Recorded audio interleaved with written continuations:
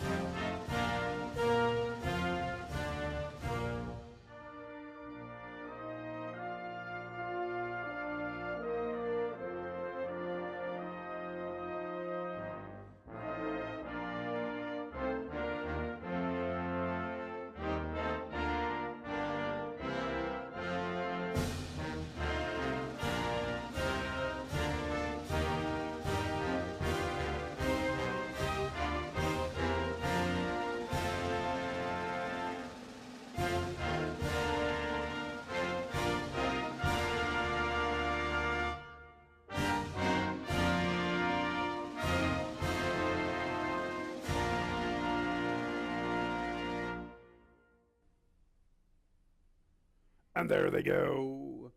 Smoking Alone wins the start. Bowing Snowman showing speed from the inside. Macho Maya's up close along with Special Story. 2.5 for 3 covers the quartet. Bowing Snowman, speed, blinkers off. He has the lead. Smoking Alone's up close covering Special Story. And Macho Maya's relatively in range. He's about 3 lengths from the front. So it is on the front end. Bowing Snowman. Here comes the 11-year-old Special Story with his blitz into the scene at the 3/8. And Smokin' Alone's back to third, and Macho Maya now 4 from the front. Bowing Snowman, Special Stories right alongside. Break of better than 3. Macho Maya's gathering momentum. Smokin' Alone's back in 4th. Bowing Snowman still with something left. He's fighting on. Special Story not pushing on by just yet. Macho Maya gets a little closer. Where's he going to go? Looks like he's going to dive to the rail. On the lead, Bowing Snowman. Special Story to the outside. Macho Maya up the rail. Here comes Macho Maya along the inside. Macho Maya. Oh, yeah. Out of race 2, 6, Bustin' Roxy. An additional workout, 12th of October. Finger Lakes Fast Track. Half-mile move, 50.40 seconds. Breezing. Second race starts 30 for action. And there they go. And there goes Bustin' Roxy as expected, showing good speed from the far outside, and she has the lead to herself. She's an Arctic Queen, makes a move for second, currently held by Devilly. Here's Jessica's Race from the far outside, and Maddie's Surprise is at the back. So the race lacked pace on paper, and it is Bustin' Roxy. Her stablemate comes a little closer. Caber Coe has slowed down this opening quarter for Bustin' Roxy, almost a length. She's an Arctic Queen second. Jessica's Race up close, 3 deep. From the inside is Devilly now trying to make a bid into the second position. And the lone mare, Maddie Surprise, way at the back. 23-1, big time advantage for Bustin' Roxy. Not a lot of excuses this afternoon, a length and a tail. She's an Arctic Queen, Devilly second and third, then Jessica's Race. And here's Maddie Surprise trying to begin a wide move. She is at the mercy of this soft flow, which favors Bustin' Roxy. Bustin' Roxy at the 3/16, Devilly along the rail. Maddie Surprise continues to close in, and despite the soft pace, she's within a length at the 8th pole, and she has momentum. Here comes Maddie Surprise, the lone mare from last to first. Bustin' Roxy is trying to stay on, but it is Maddie Surprise going away at the wire. Bustin' Roxy second, third, fourth, and fifth involved. She's an Arctic Queen, Jessica's Race, and Devilly. Official 3645. Early double 6-3, $27.80. 3-6 exacta. Nice one, $34.80. 364 trifecta, $20 fair at Finger Lakes Gaming and Racetrack. And there they go. Somewhat of a slow start for Pot of Gold. Stop the Spread is asked for speed from the rail. Tis Lucky is showing pace this afternoon. And Pot of Gold's going to get a couple of targets to chase. Nemo's Fortune from the outside, then Old Point, and along the rail is Party News. So with the lead, Tis Lucky showing a new dimension, contesting the pace of Stop the Spread. Pot of Gold up close with Nemo's Fortune. Old Point's in the 5th spot. And Party News is a late runner, and he's getting more pace to chase this afternoon. A little less than 7 from the front. Tis Lucky has the lead entering the backstretch from Stop the Spread. Pot of Gold's about a length and a half off from there. To his outside, Nemo's Fortune, 2 to find at the 5/8. 6 or 7 to Party News and Old Point. Tis Lucky, Stop the Spread from the rail. Pot of Gold will set up shop in the clear, 3 deep, a length or so from the front. Better than 4 lengths to Nemo's Fortune, losing some ground with Old Point. And Party News, 48 seconds. 48 seconds for that half, so they sped it up in that second quarter. And look at Stop the Spread, who really relishes an off track, and he's running huge. Stop the Spread's opening up, and he's threatening to win it right now. In fact, he looks pretty strong. Tis Lucky is second. Pot of Gold's going nowhere. And I'm going to Party News and Old Point. Nemo's Fortune's at the back. And here is Stop the Spread dominating. Stop the Spread has a big lead turning into the lane. Old Point's trying to close in from the rail, but it's only for second at best. Tis Lucky has second right now. Here's Party News making his move. Nothing from Pot of Gold, although he's trying to run on for that minor placing. Stop the Spread. Stop the press. 3-1 upsetter. Jackie Davis, that girl. Tis Lucky second. Party News third. Pot of Gold fourth. 1-3 exact to $18.80. 1-3-6 trifecta, $15.62. 10-cent super. 1-3-6-2, $7.10. Race. And there they go. Quick start, Brock Moninoff. Brock Moninoff makes the lead. Son of Darkness is showing some speed, but he is going to play second fiddle through the opening quarter. Sneeds is third. Here's Florida Endeavor. Then go to Dean Verdile. Big Bad Bud. Busting the rules. Second last. Isaiah is the last of all, and Brock Moninoff is first of all. Almost a length to Florida Endeavor. Sneeds is up close. So too is Son of Darkness. Dean Verdile's at least 4 wide heading into the turn. Look at Big Bad Bud stuck out there in no man's land at the 3/8. He must be 5 wide, and he's 6 from Brock Moninoff. Break of nearly 4 lengths to Bustin' the Rules, who has about 5 on Isaiah, and they have allowed Brock Moninoff to control the pace all by himself, and he builds up nearly 3 at the quarter pole. Son of Darkness tries to make a move into second. Florida Endeavor's a little even pace. Sneeds with that wide journey. Not much from Dean Verdile. They're going to Bustin' the Rules and Big Bad Bud. No excuses for Brock Moninoff in complete control throughout. Still strong at the 8th pole. Son of Darkness second. Sneeds is third. Bustin' the Rules makes a bit into fourth from the inside. Brock Moninoff 7-1. Gate to wire. Sneeds is up for second. Then Son of Darkness and Bustin' the Rules at 36-1 for the Supers. 3-8-1 trifecta, $39. 10-cent super, 3-8-1-7, $39.20. 3-1-3 early pick, $364. And there they go. Quick start, Stone Guitar. Harrison Knows quickly away. Night Escort showing good zip with the blinkers off. It's going to be a nice trip for Sam May. Isolated in fourth, a length in front of Quad Party. Blue City is the distant trailer. Stone Guitar. He's the speed of the speed. Opens up better than 2 to Harrison Knows and Night Escort. Quad Party's advancing into fourth. Sam May's back to the 5th spot. 7 from Stone Guitar. Nothing yet from Blue City. 23 seconds, pretty sensible for Stone Guitar, speeding along, still with 2 from Night Escort. Quad Party is showing some promise. 1 from the outside, inside of Harrison Knows. And Sam May's now finally gearing up, but he's very, very wide at the quarter pole. And Blue City is still at the back.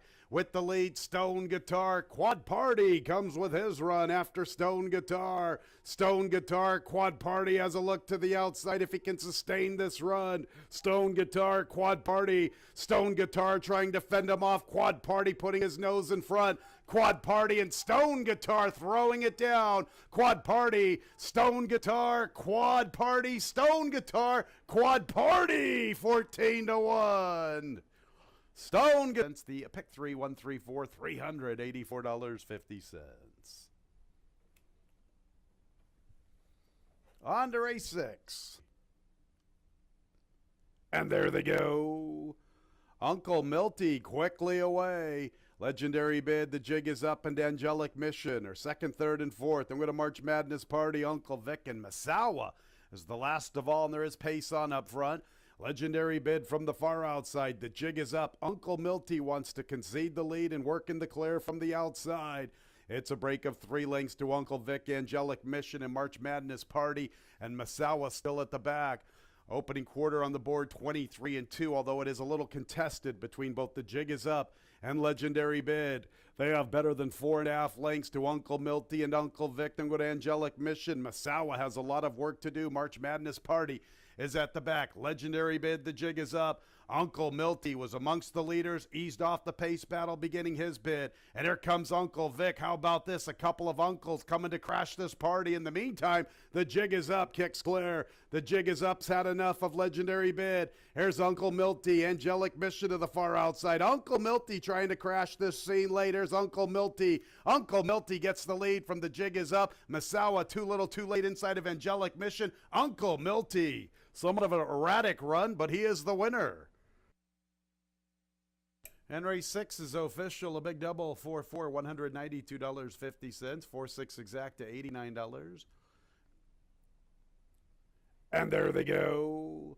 Pretty good start for all. The last day showing good speed as expected. Here's Trelad working into second inside of Expensive Style. Horn of Plenty amongst the early group, fourth from the far outside. Then Tommy the Torch, he's in the fifth spot. He's more than 3 off the lead. It's a break of 6 to the Institute, a length in front of Breaking Stones. And Trelad is wasting no time asserting his authority. He has already found the front before the far turn run, a length and a half to Expensive Style. The last ace broke aggressively. His lead was short-lived. Horn of Plenty strides into third. Tommy the Torch is 6 off the pace. 2.5 to the Institute and Breaking Stones. Trelad went quick, 22 2/5. He's very sharp this season. He's the one to beat at the quarter pole. The Institute's making up a lot of ground along the inside, now going to tip to the outside. So it's Trelad with the lead. The Institute comes with his run. Expensive Styles back to third. Trelad was eager early. Did he go too soon? Here's the Institute getting within a length and a half. Trelad is determined. He's a strong horse this season, and here is Trelad. Trelad all the way from the Institute. Breaking Stones and Tommy the Torch checked in fourth. One more race to go on the Tuesday card. The nightcap's clear of change. Nice size field of 10 to close this Tuesday card. Post time in a little more than 22 minutes at 4:48. Tuesday nightcap. And there they go. Tina Burner shows speed, but PJ's rider's going to pick it up with Moulin Rouge. 5-alarm freakouts up close, so to his Midnight Empress.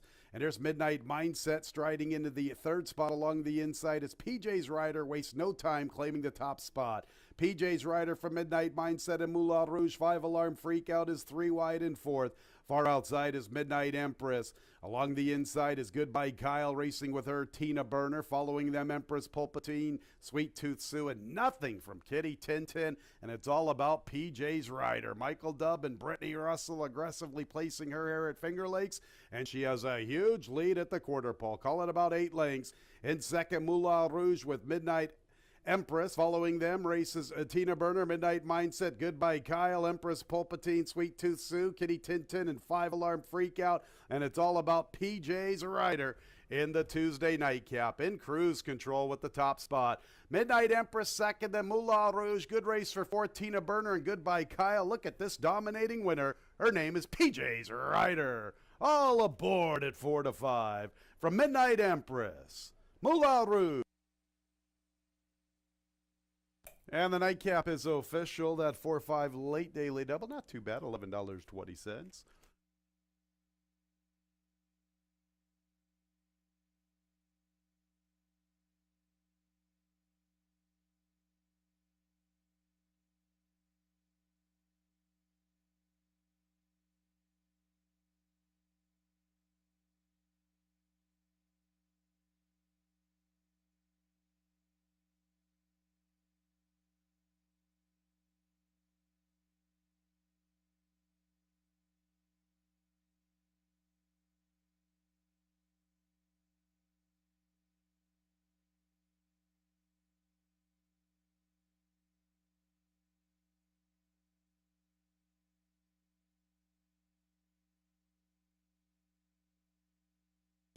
Pleasant good afternoon, ladies and gentlemen. Welcome to Finger Lakes Gaming and Racetrack, our Wednesday opener at 1:15, about 46 minutes until the opener. 8 races. Right now the racetrack is muddy. It's opened up. It has been harrowed. Muddy racetrack. Nice 2-day pick 6 carry over to Gun 4. Pick 6 starts in the third. $7,400, $31, dollar a minimum wager, traditional style pick six. So a nice carryover for this Wednesday card. Let's look at the changes. Start in the opener, good place to start. Scratch 6, Persistent Danger. 6, Persistent Danger, scratched from our Wednesday opener, beginning the early double and the early pick 4. Early pick 3 gets underway in race 2, no changes. Race 2. On to the third race. Pick 6, scratch 1 Lucky Manny. 1 Lucky Manny out of the third. Pick 5 gets underway in race 4. Kevin Navarro, new jockey 8, Krog Patrick, Kevin Navarro. Late pick 4 starts in race 5, no changes. Race 6 begins late pick 3. It is clear of change.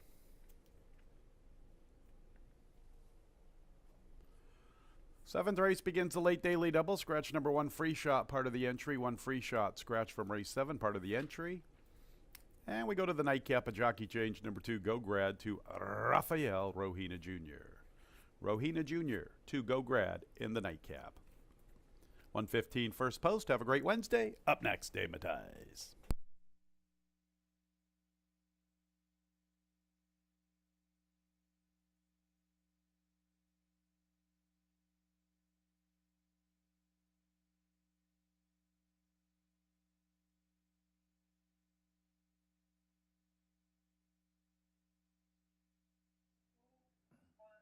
And welcome everybody to Finger Lakes Gaming and Racetrack. I'm Dave Mattias. Man, we've had some wet weather lately. Did I hear that we're going to get some snow possibly coming up this weekend? I hope that's not true. Anyway, of course, they might have handicapped that incorrectly. Monday and Tuesday this week, we've had the wet weather really affecting the races with moisture in the track. Looks like we're going to go with muddy today. Hopefully we'll dry out a little bit. I know it's expected to be cloudy and possibility of some more rain, but it's going to get up into the 60s later today. Let's just hope that rain holds off a little bit. Monday it really played havoc. You could not win with inside speed in those sprint races on Monday. Of course, that was our big day. We had a couple nice stakes races, including our biggest race of the year, the Futurity. Yesterday, yeah, we had some prices yesterday, and some pretty good payouts on yesterday's card. I mean, the last 2 races were easy favorites, but it's one of those things, if you could spread around in the early races of the pick 6 and pick 5 and then come home with 2 singles, easier said that after the fact. I guess that's would have been the play, but the sloppy track yesterday, at least for a lot of the card, you got some decent payouts yesterday. See how it plays today with the off track. Some competitive races on this 8-race card. We got 9 races Monday and Tuesday. So a lot of action coming up next week. Already carded those days. Monday 9 races, Tuesday 9 races. Breeders' Cup, we'll have simulcast wager right here at the track coming up. That's in a couple weeks. Only a few weeks left to go in the season. Then we go to that 12:15 early post right after the Breeders' Cup. That's in early November. Man, things are kind of winding down, but still plenty of action left for the rest of the season here at Finger Lakes Gaming and Racetrack. Man, got to make a lot of money here at the end of the year. Sometimes it's the best time to make some plays. Hit those pick 5s and pick 6s. First race, a 5.5 furlong event, 11-9 is the claiming tag. And man, better late than never. Cape Cod Gem coming off the long layoff. Had been off since November of last year, so that's the scary part. I usually don't like these type. The ones that have won here at Finger Lakes, when they come off those long layoffs, a lot of times are horses with some early speed if they're not forced to go too quick, too early. And this one's got some really sharp bullet works for the return to the races. Obviously, the layoff is a scary proposition, but working well for the return is Cape Cod Gem. And the big thing here is mentioned, this is speed. There really isn't any early speed in this race other than Cape Cod Gem. It's his race to lose on the front end. Does that layoff come into play as it gets to the later stages of the race? I mean, it is only 5.5. I don't think he's going to have to work that hard to get like a 22-3, 46 half for 5.5, and that could be good enough for this horse to go gate to wire. But the concern, obviously, is the long time away from the races if you're backing Cape Cod Gem. It's a nice play. I mean, the horse isn't the favorite morning line. Holy Matrimony is. Now, Holy Matrimony might be the closest one to him. If that one folds because of the long time away, Holy Matrimony's knocking at the door. He ran second last time behind Nobody Rides for Free, horse that was legitimate in the condition. So, and then second to Beach Boy Al, who was a dominant winner the race before. Stays at the 11-9 level. It's been close at this level. The fields keep getting easier, and so does this one. If Cape Cod Gem doesn't have it, you got to think it's probably Holy Matrimony or he's got a short fuse. I mean, that's what it looks like anyway. He's got a short fuse. Another one that's going to be in that second tier. Not quite as fast as Cape Cod Gem early, but may not need to be if that one stops because of the long layoff. He's got a short fuse, won his only start at 5.5 furlongs, and comes off a good third-place finish behind Holy Matrimony. They may just run 1, 2, 3 around the track if Cape Cod Gem can hold on. I mean, with Persistent Danger out, kind of changes things a little bit. Persistent Danger, not as fast as Cape Cod Gem, but you got to think that one would have chased that horse down. I don't know how Persistent Danger could have been 6-1 in here, but I guess it's a moot point anyway. Moon Hunter is a deep closer, so he's going to be up against it with a lack of pace. But he's got the numbers to be competitive here. Again, they got to back up. If the track's like it was Monday, then maybe Moon Hunter can close on the outside. But I'm going to go the 1, 2, 5, and 4 in race number 1. Never like taking horses off long layoffs. But the times that they have won, and you see historically, I mean, not all the time.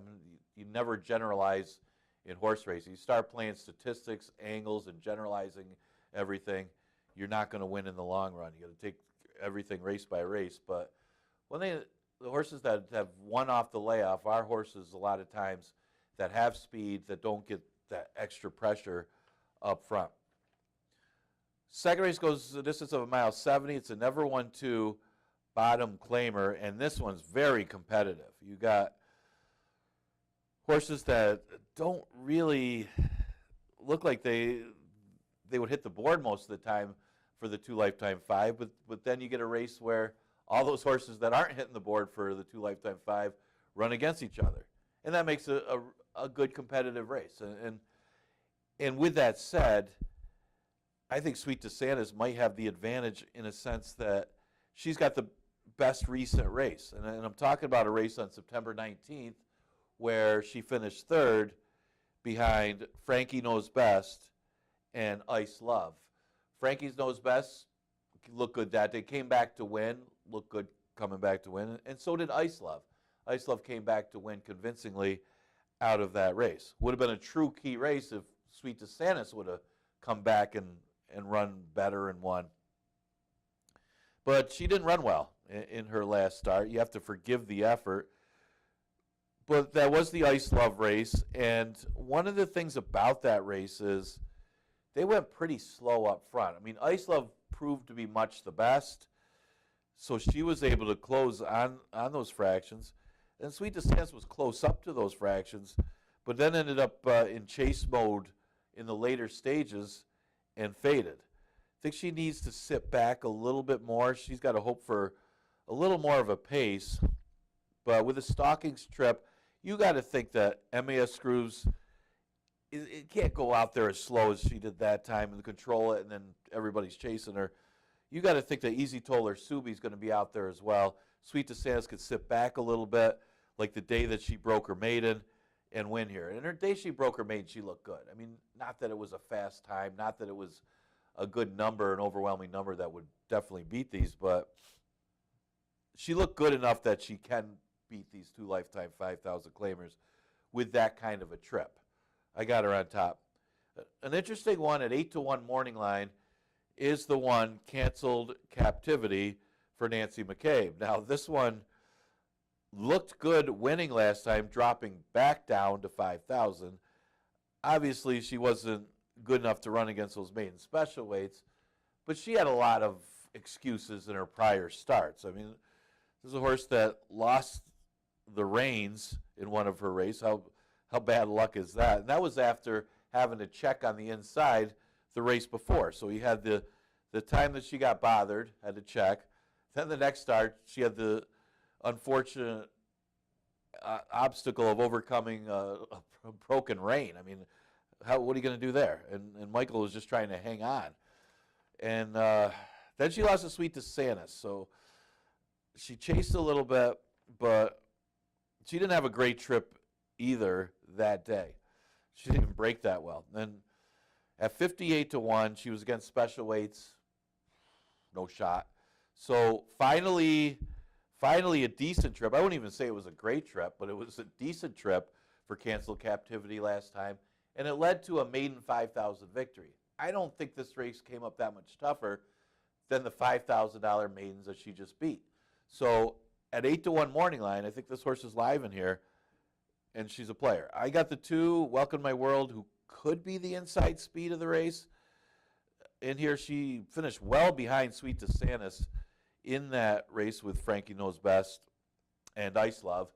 So it's hard to say that she's better than Sweet DeSantis, but maybe a possible edge. I mean, we're just talking about the speed. MAS Scrooge is not going to get out there in 115 again when you got Easy Toll Subi and Welcome to My World, who's got speed too. I mean, I don't know what her tactics are going to be. She found herself far back last time, so you'd expect her to probably sit back and try to make a run. I don't really have an excuse for her in that race last time, but her Monmouth races aren't bad. Maybe she needed the race over the track, and you can see a better effort from Welcome to My World. Would like a better price than 4-1 if you're backing this one off of the last race, because she's going to have to run better than what she did last time. But, you know, her Monmouth races are good enough that you would think that she'd be in the top 3 against these horses. MAS Screws on the outside does take the weight off with the apprentice rider. No real excuse last time. But probably just say got beat by a better horse. Ice Love was better than those horses. Improved it that day. I mean, just drew away. And she still held her second place position. So it's almost like she won first out against a pretty weak field, and she's improved every race in a sense, because against winners she was overmatched. But these route races, that was her second time going long, and she did run a better race, aided by the slow fractions, but she did run a better race. So I can see her getting the number here again, 5-1-2-7 in the second. Third race starts a $1 pick 6. Scratch the 1, Lucky Manny. Now, Civil Service has just simply been running against better competition in these allowance conditions. So it should be able to break through here. I say should. The only thing I didn't like with Civil Service was that short field, the 4-horse field when he got beat by America's Justice. Nothing against America's Justice, because that horse is a pretty good one. But it was a question of, did America's Justice dig in, or did Civil Service hang a little bit? Because if you were watching the race and halfway down the stretch, you would be going to the window to cash on Civil Service, and somehow, some way, America's Justice came back to win. That was only a 4-horse field. Now, the big positive is the cutback in distance that this horse had in the next start ran a huge race, running second to Jack and Bernie, who is the real deal. That one just got off slow in the recent stakes race. Then ran into the super sharp Lobster, who could be the best route horse on the grounds right now off of the last 2 races that horse had here at Finger Lakes. Pretty outstanding. Lobster has been running some fast times and is just whistling out there on the front. So no shame there either. Now, there's no such rivals in here. There's no Lobster. There's no Jack and Bernie's. So who's there to beat him? Maybe Bar 14. Well, he finished ahead of Bar 14 when they faced off in August. Other than that, I really, maybe he does want to finish second. I don't think so. I think he's going to break through and get the win here. Civil Service on top. Bar 14 is probably the main threat. Said he ran third behind Civil Service on and off track, but that was only the 4-horse field. So what do you take out of that? he didn't have a great start or anything, but Civil Service still ran the better race. Civil Service looked like it was going to win. I mean, so he's got to improve off of that last race at Finger Lakes, but there's no reason to think that he's going to turn the table on Civil Service unless Civil Service himself has a behavior that doesn't want to win. So I would put him second. Coach Bahi may have a nice tactical edge here as the outside speed. There isn't a lot of speed in here, and that could be an advantage for a horse like Coach Bahi, who likes to get out there and likes to at least be up close. He's not a horse that sends to the front, but he likes to be on the front end, at least on that front line. So I would expect him to be out there, maybe with bar 14. Interesting to see what bar 14 opts to do, because Coach Bahi is the only one that's got tactical speed outside him. Bar 14 is the other one that's got a little bit of early speed. Maybe he tries to be a little more aggressive and get first run on Civil Service. Maybe that's the way he could turn the tables. But Coach Bahi could be dangerous here if able to control a pace that could end up in 50. That could take Civil Service out of it if he sits back off of that. But Civil Service has enough class and tactical speed to be close either way. The 2 ASAP Restoration might be up against it in that sense, because he's the one that has the least of the early speed of the 4 that I just mentioned. Now, he's a good form. He likes an off track, but he's in off tracks against better horses or against lesser horses than these. And with the exception of last race where Lobster was just gone, he's not going to be competitive against Lobster anyway. But he's kind of an underneath horse when you look at these horses. And it does look like 4, 5, 7, 2 in this race. Maybe Octu Liber could sneak in there underneath as well, but not too much for extra value there. But it does look that simple in the third. You know, the 4 with the 2, 5, 7, boom. Fourth race, an 11-9 claimer, going 6 rows. This was a little more difficult. I mean, and you got a couple races today that are a lot more difficult, because we got a couple 2-year-old races later on the card that are really tough to dope out, including that last race. And guess what? You can't watch the board if you're playing pick 5s, pick 4s, to pick 6s. When it gets to that last race, you better have a couple of the right 2-year-olds. This was a tricky one. This is an 11-9 claimer for 3 and ups, and yeah, it's a question of surface for banking on a chance. This one was a Christophe Clement horse in New York on the turf and running 4th, not badly beaten against much tougher maiden $40,000 claimers there. I like the fact the horse has got a couple decent works over this racetrack on obviously dirt track that kind of hints to me that he should be okay running against our 11-9 maidens on the dirt. It doesn't have to be much against this field. It's just that simple.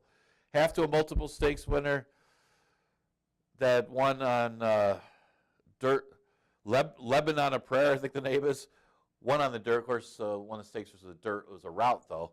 But I would think if this horse just takes to the surface, runs anything close to those 4th place finishes that he ran on the turf in New York, would be good enough to beat these. Yeah, at 6-1, I like the 6 Aerodromos.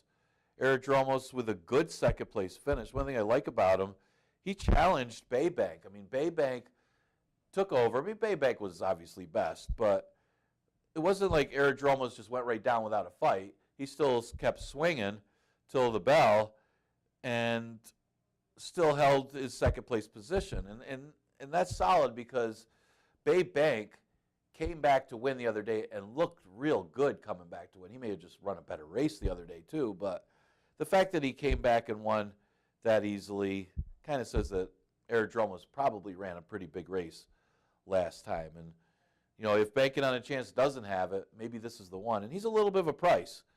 He's 6-1 morning line, plus he adds Lasix, look to give Lisa Lugovic her first win of the year. The Cadillac Kid looks like the inside of the speed. Good to see that the inside was a lot better yesterday than it was Monday. See, a few horses win on the inside. Of course, they could hit that inside tire track and just ride that Grabowski track. A few of them did. The Cadillac Kid could be that inside speed. Question's going to be 6 furlongs. And if he can get a clear lead, because at 3/4, he may have to relax a little bit out there. But if he's pressured and has to run fractions like he did for 5.5, he's probably going to fold anyway. But this is an easier spot at the 11-9 level, but it is a longer distance for the Cadillac Kid, and that makes a big difference. Positive, negative. Milagroso adds blinkers and cuts back in distance. Real tricky read. Well, I say add blinkers, but had been running with blinkers and just took them off for one race at Parks, and you don't know if it was that's the one thing you don't know is you take the blinkers off and the horse runs bad, but the horse probably ran bad because it was tougher maiden claimers. So was it the blinkers being off, or was it the competition? Because I tend to think that even if he had the blinkers on, he probably wouldn't have finished much better than that against those better horses. You tend to think that. But the previous 2 starts here against the 11-9s and routes are good. I mean, the horse ran second both times. Not the strongest of fields. I mean, over the cap, they're okay. I mean, it's okay field. The numbers are good enough. Can he run those kind of numbers going 6 furlongs against this 11-9 field? That's the question. Or is he better going long? A lot of times these Chris Engelhard horses are pretty good going long or short. And let's face it, it's tough to leave this horse out of the number just off of the 2 recent Finger Lakes starts, even though they were a different distance. You had 5 destinations also coming out of that Bay Bank race in Aerodromos. See if that one can improve. That was the first time for claim. Yeah, that's another one to consider here in race number 4. So it's a competitive maiden claim and race in 4th to start off your pick 5. I think we had a big long shot yesterday to start off the pick 5. You always want to start off with that long shot, even if you get favorites the rest of the way. You know you're looking at a good payout. 5th race, a starter, optional claiming tag of $8,000. So looking it over, Banker's Daughter is the one that's in for the tag. And it's just a question of, again, it's always a question of, can you catch Fast Fran? Whatever race it is. And we'll see. I mean, last time she was unable to be caught by a similar field of starter allowance competition. She's won 2 in a row against similar fields. So you got to come up with a reason not to like her more than a reason to like her when it's a race like this. If you think she's going to get pressure, that's a reason not to like her.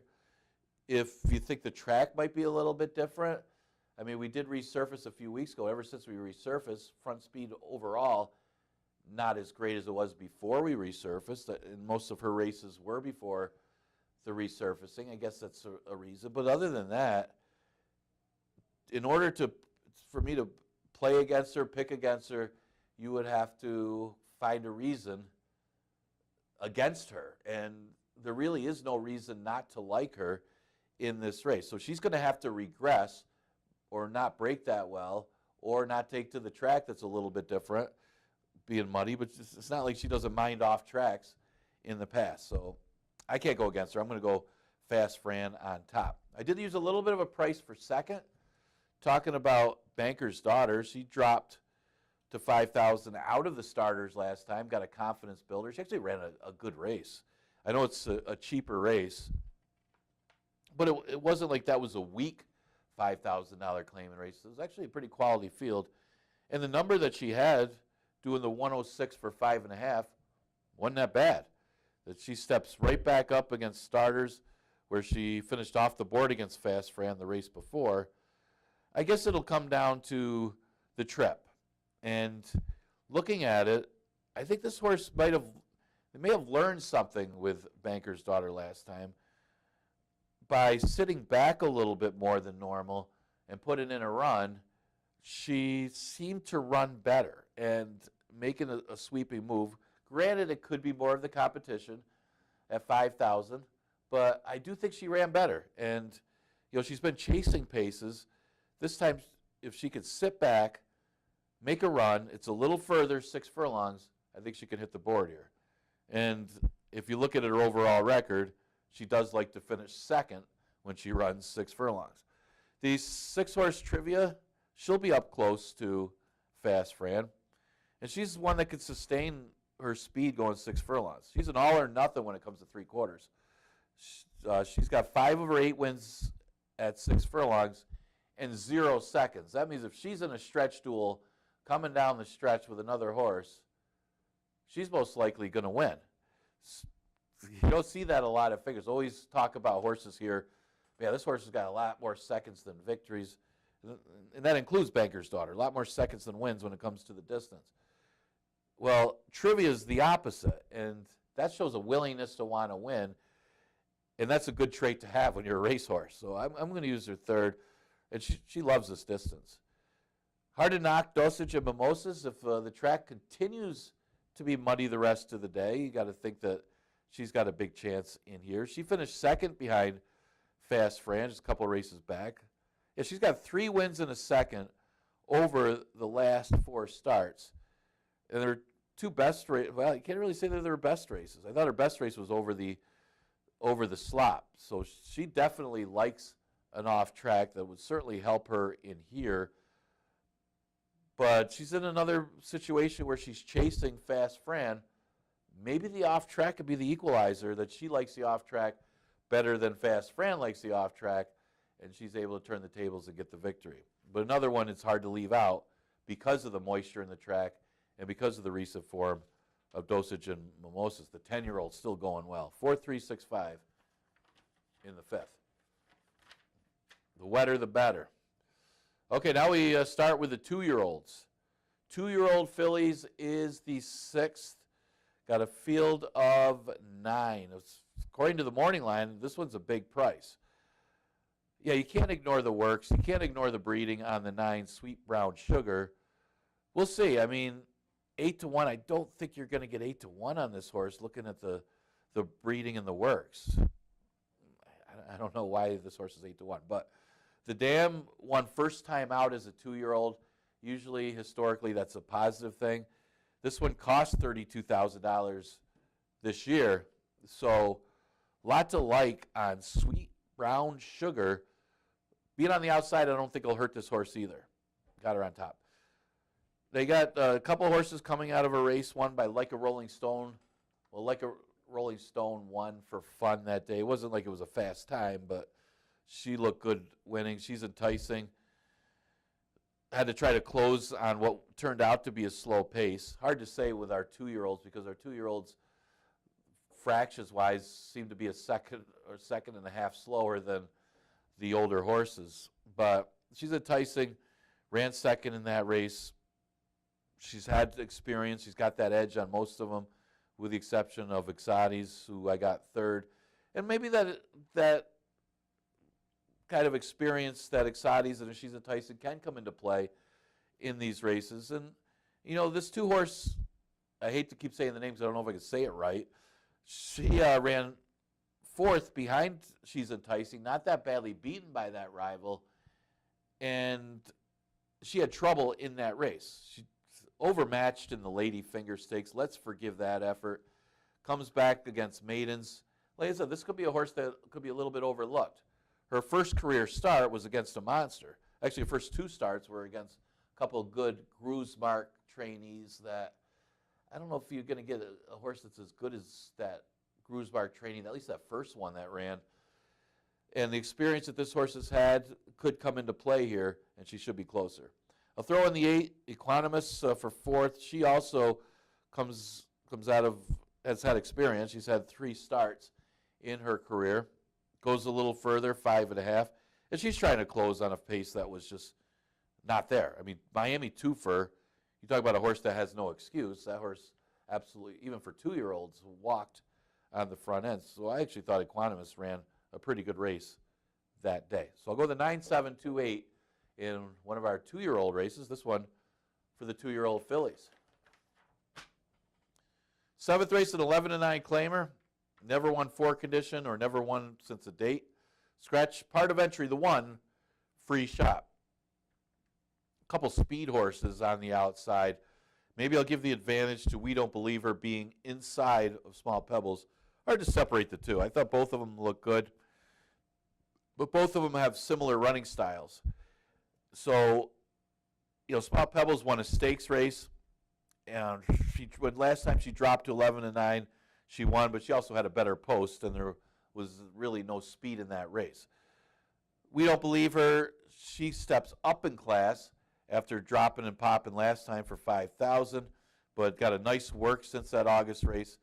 She's got early speed. She's inside of Small Pebbles. Small Pebbles has not been very good out of the starting gate as far as shooting out there, that I thought We Don't Believe Her might get the jump on her, and that could be the difference of the two. Like I said, not much separates them because they're similar running styles.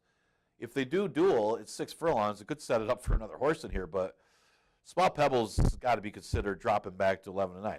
Obviously, last time she ran for the tag, she won. She also controlled the pace, and she was probably one of the best bets of the season when you looked at the competition. But it's a different type of scenario here, especially with the presence of We Don't Believe Her, who could get the jump on her in the early stages. But like them both in here, but I did go with the 4 on top, 4, 7, and I'll use the 2, not 9, 7, 2. I think that's still the 6th race I got up there. The 2 Mind of Gold, hard to forget the fact that this horse almost beat Take Charge Christie and finished ahead of Eros' Girl. Granted, I know it had a lot to do with the pace scenario. Take Charge Christie is not a sprinter, more of a router, so it was more of Take Charge Christie's not going to run her best race and her best number in a sprint because she's got to make up all that ground. But no matter how you look at it, Mind of Gold almost beat one of the best horses on the grounds. Speaking of which, Take Charge Christie is up against Gone and Forgotten and a couple other good ones. I believe that's Tuesday, I want to say, coming up next week. Probably one of the best races of the year. I'm hoping that one holds together. Can't wait to see that one. But Mind of Gold didn't fire as well last time, dropping the 11-9. If she can run back to that race on September 13th, she can win. 4-7-2-6. Okay, now this tricky last race for the 2-year-old maidens that goes the distance of 5.5 furlongs.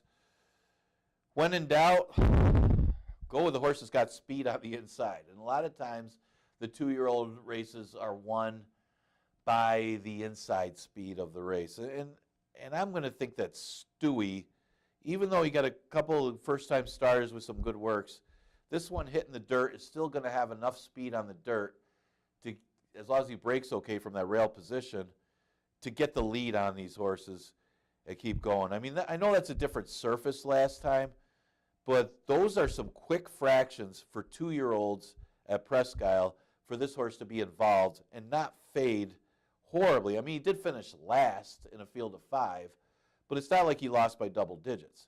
The dam's a half to a multiple graded stakes winner, although that was more turf and all weather. I guess the one main concern and the main question is this horse hitting the dirt.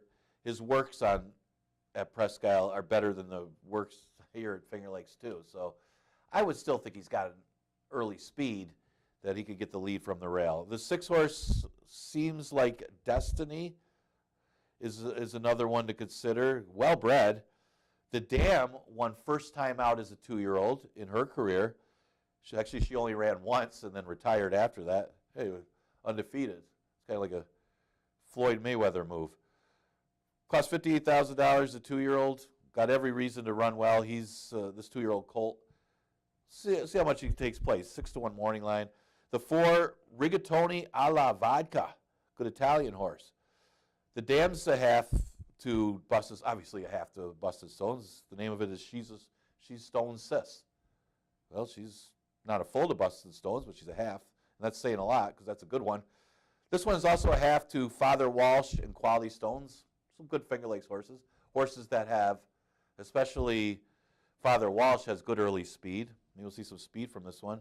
And then I got to throw in the 3, Benji Brown, just because the horse is out of Miss Ruby Cubes by Big Brown. Miss Ruby Cubes obviously winning the New York Oaks by Ruby's Rocket. Distance is a little short for this horse, though. I would keep an eye on this one going longer later in the year. Enjoy today's card. I'm out of time. Muddy Racetrack. 8 races today, but we got 9 races on Monday and Tuesday. That's the next live racing day, Monday, with the 1:15 first post. So I'll see you then.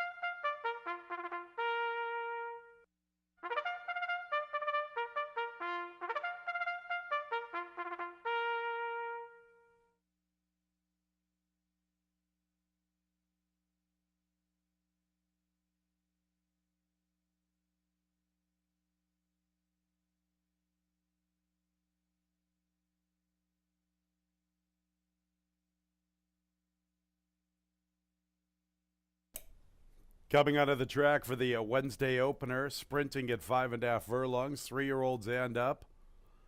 Now winners of 3 races, claimers 11-9, scratch 6, Persistent Danger. Muddy Racetrack, it has been harrowed, a harrowed muddy racetrack to start the card. Race 1 will begin the early double, the early pick 4, a field of 6 in our Wednesday opener, a little more than 5 minutes until post time. Let's meet the group beginning with 1, Cape Cod Gem, Cabercoa. Vying for favoritism with the 2. The 2 has skipped the parade, so let's go to number 3, Couples Therapy with Carlos Barbosa. 4 is Moon Hunter, Heeman Harkey.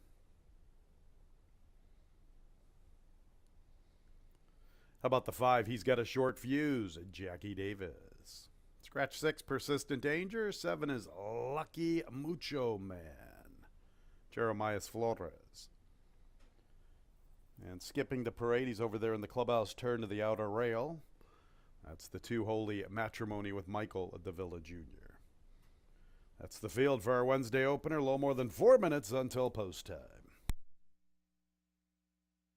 Track announcer Tony Kalo up here in the booth. A nice Wednesday card, especially with that 2-day pick 6 carryover. That's going to give us a little bit of excitement for this Wednesday program. $7,400 pick 6 carryover, dollar minimum wager, old school style.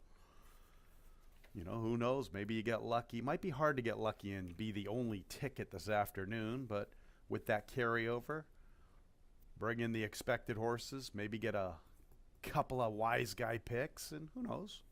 Maybe you get a decent little pair. Worth taking a look, no question about it. This Wednesday opener is pretty competitive. 5.5 furlongs, lose the 6, Persistent Danger. I was impressed with the 2 Holy Matrimony on the 4th of October. He's currently 2-1. He's my top pick. He took a ton of money that day. I thought that was somewhat surprising. He was actually the favorite for a lot of the wagering on that opener on the 4th of October. I thought it was surprising because I really liked the winner that day. Nobody Rides for Free, who was dropping in class for Chris Englehart. And I thought this horse ran very well, and he could get a similar setup just like he did on the 4th of October. You know, the 1, Cape Cod Gem, who's fresh, hasn't run all year, with an inside post, who always goes to the lead, should go to the lead.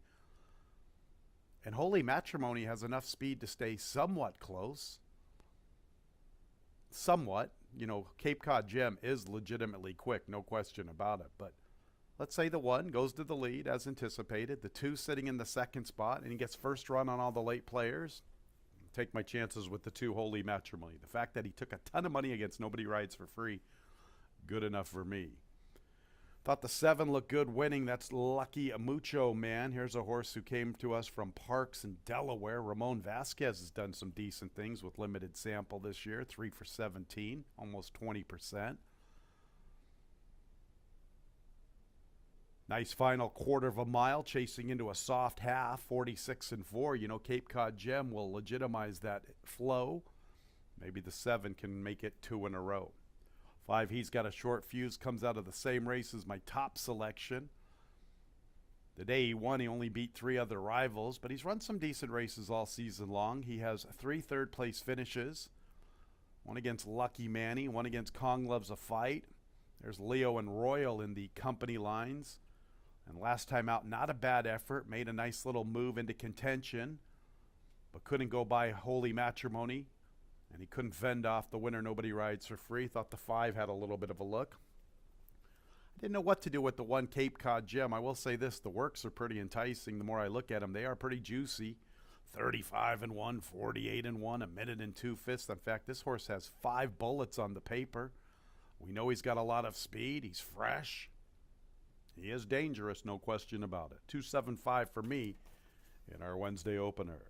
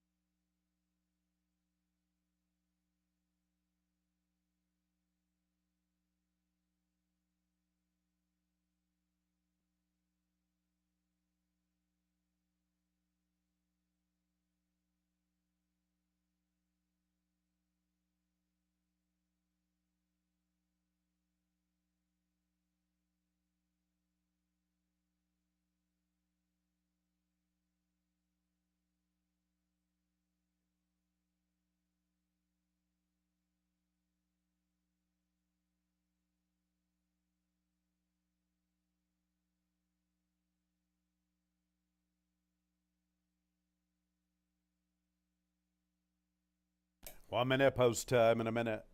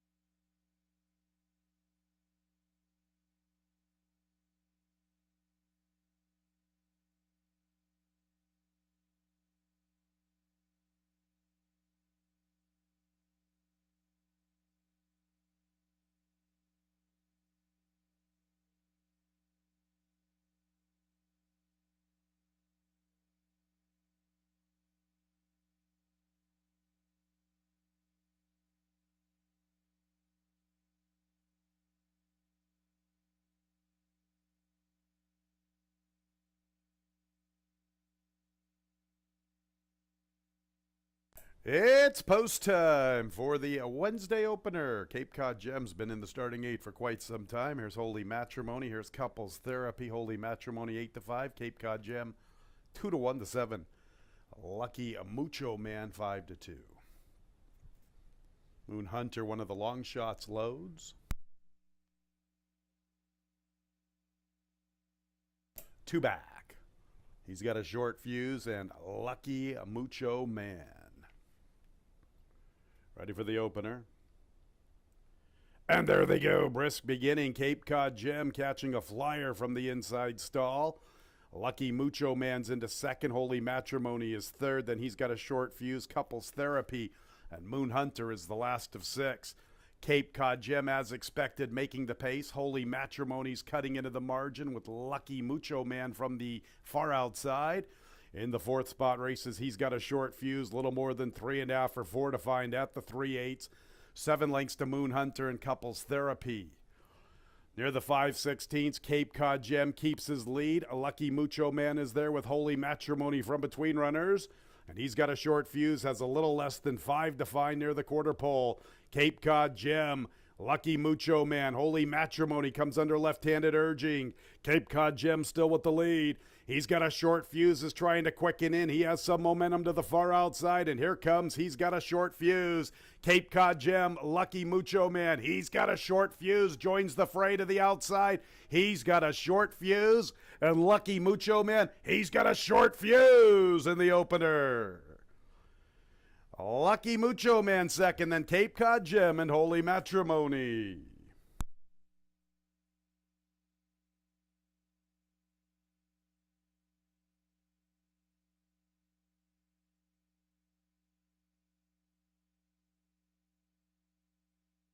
One minute 6 and 37/100ths.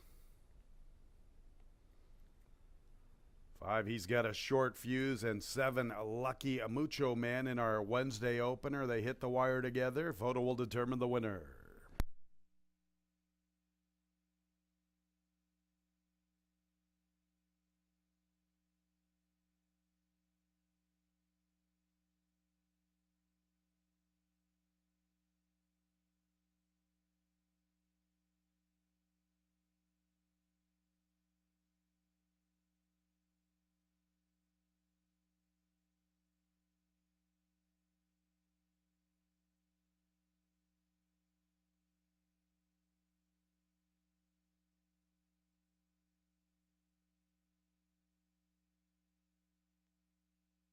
Five, he's got a short fuse. First, second place 7, a Lucky Mucho Man. Third place 1, Cape Cod Gem. Fourth place 2, Holy Matrimony.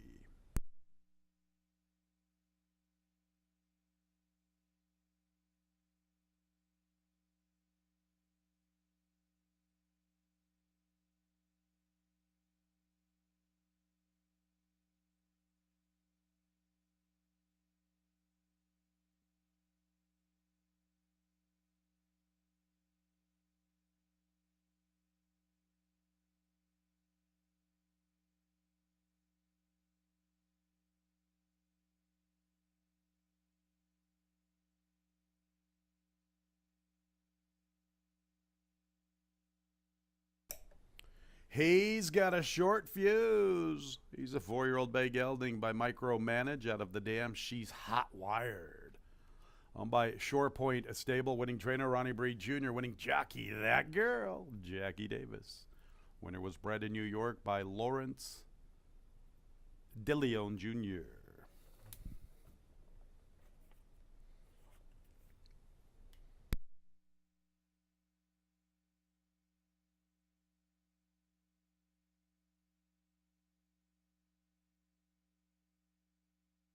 And the opener is official, 5712. That exact at $32.80. The trifecta, $43.75. The 10-cent super, 57012, $12.42. Second race is clear of change. Race 2 will commence the early pick 3. Our second race in about 22 minutes at 1:45.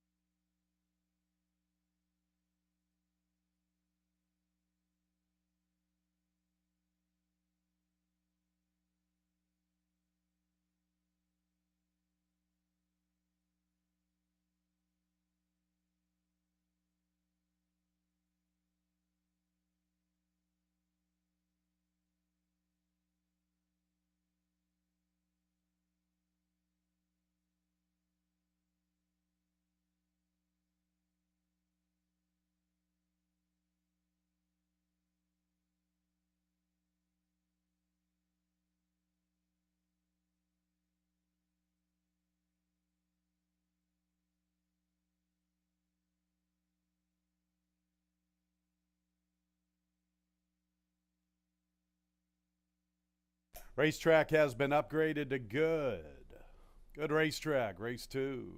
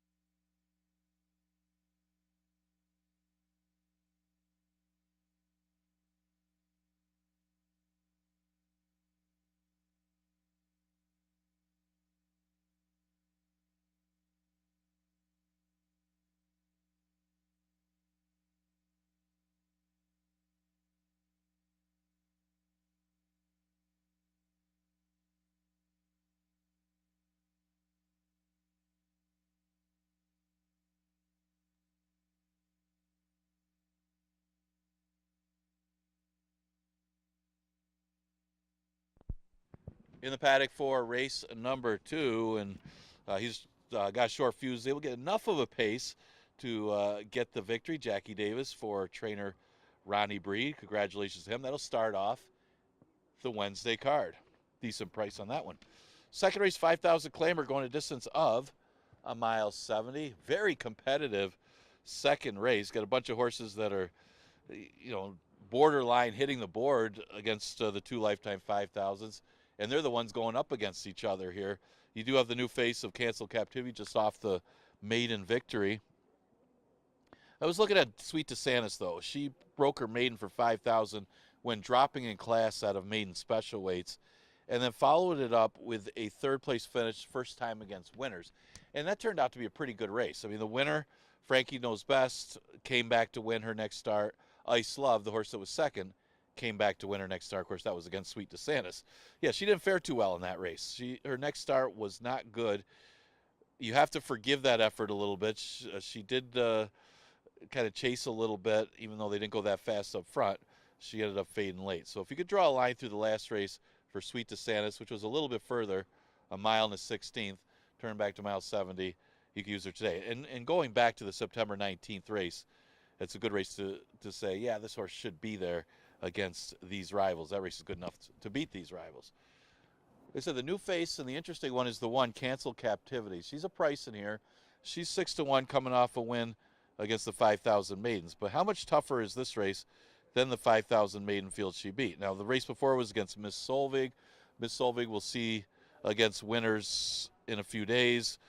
She lost to Sweet DeSantis the day she ran, but keep in mind, she's had excuses in some of those races. I mean, one of those races obviously was against maiden special weights. No shot there. She lost the reins, or broke the reins in that August 15th race, and got blocked on the rail in the race before on August 1st. So she's had nothing but excuses in a lot of those 5,000 maiden races. She does face winners for the first time. Does have some decent off-track breeding, maybe. I mean, nobody's a real outstanding horse in here that this horse got some confidence from that last win. The 2 is Welcome to My World. She should be close up throughout. She comes out of the same race as Sweet DeSantis. At least she exits that race.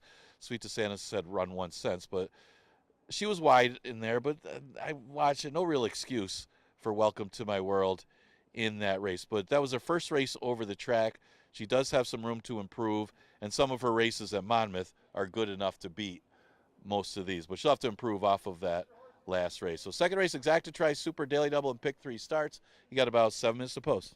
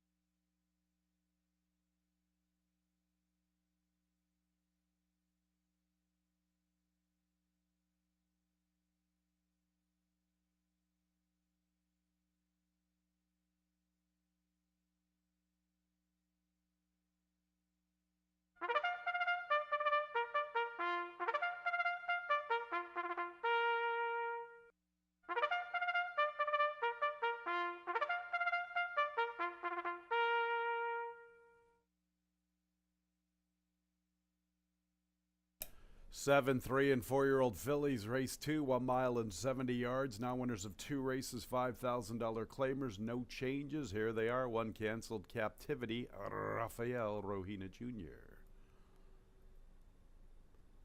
No changes here in race 2. The 2 is Welcome to My World. Jackie Davis looking to sweep the early double. 3 is Easy Toll, Jose Ventura. 4, Subi, Emmanuel Di Diego. Next in line, 5, Sweet DeSantis, K. Berkoa. 6 is T's Double Trouble, Heeman Harkey. And the 7 is MAS Scroovies, Carlos Barbosa. Our racetrack now graded good. A good racetrack. Second race, beginning the early pick 3. And post time in about 5 minutes at 1:45. Second race, you get these 3 and 4-year-old fillies, 7 of them, 5,000 N2L. I say you get these fillies because these 5,000 N2L races, not my forte when it comes to handicapping. Always seem to struggle at this condition. 5, Sweet DeSantis will be my top pick. Good enough to run third earlier this season in a maiden special weight race. Since venturing to 5, been fairly competitive, willing to forgive the most recent race. Her more fancied stablemate Ice Love was the one to key on that day, and Ice Love did not disappoint. Sweet DeSantis was forwardly positioned before tiring. Let's just put the pen through the running line, go back to races 2 and 3 back, and she's as good as anybody in this spot. And 7-2 seems pretty fair. I'll take my chances with Sweet DeSantis. The 2, Welcome to My World, Jackie Davis looking to sweep the early double. Didn't really make a good impression to us on the 19th of September, her first start here at Finger Lakes. Took a ton of money. And also should be noted that both the winner and runner-up came back to win. There's Frankie Knows Best. There's Ice Love. So I like the race she comes out of. Her race 3 back at Monmouth against Better, a distant second. That race puts her right in the mix from a running time standpoint, 147 and 2. Who else can really say they can go 47 and 2 for the mile and 70? She won her maiden against tens at Monmouth, going 148. I think she's pretty logical in this spot, willing to give her another look.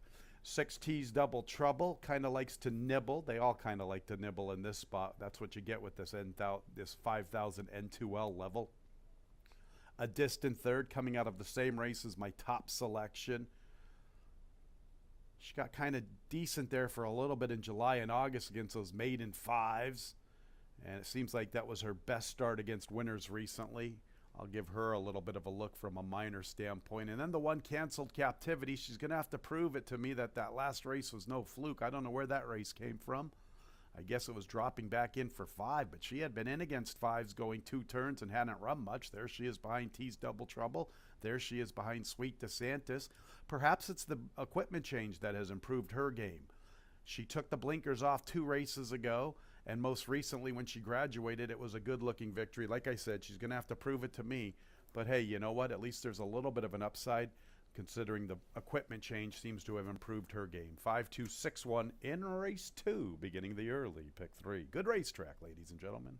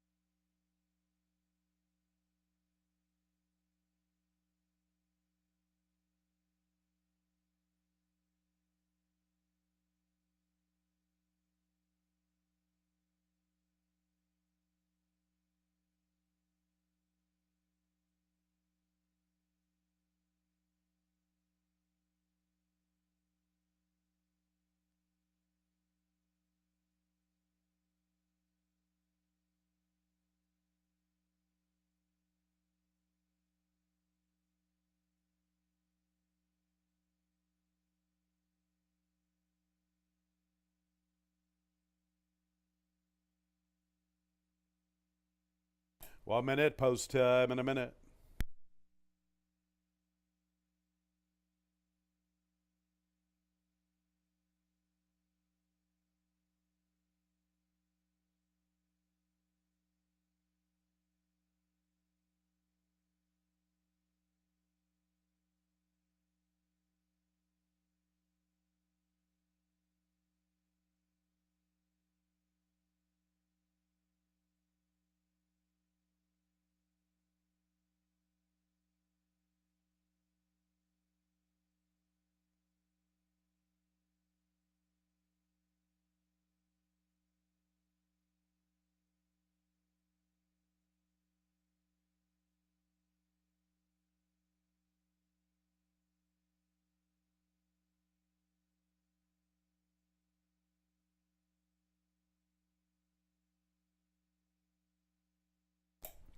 It's post time for the second race. 7, 3, and 4-year-old fillies arriving at the gate. Favoritism with 5, Sweet DeSantis, 2-1.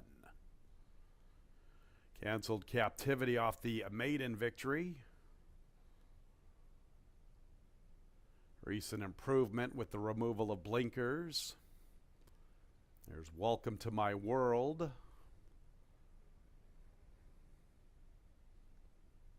Easy Toll stretching out. Long shot Sue B. The favorite Sweet DeSantis, 9-5.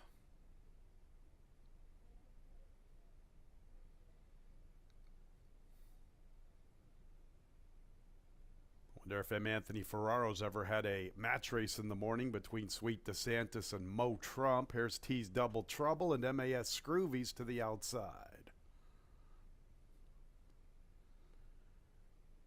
Early pick 3 time. And there they go. And there goes Easy Toll on the stretch out, claiming the early lead. MAS Scroovies will be her pace partner. Also up close is T's Double Trouble. Subi has the 4th spot, then Canceled Captivity. Sweet DeSantis. She's a little further off the pace than anticipated, and the early trailer is Welcome to My World. Easy Toll stretching out, making the pace from MAS Scroovies, and T's Double Troubles under a hold from 3rd. Subi has the 4th spot from the inside. Canceled Captivity. Sweet DeSantis wants to go. Kaber Koa wants her to sit where she is. 7 or 8 off the pace. And it's about 4 lengths or so back to Welcome to My World. A good 12 lengths from the front. So they race to the 5/8, and with the top spot still Easy Toll, 24 4/5.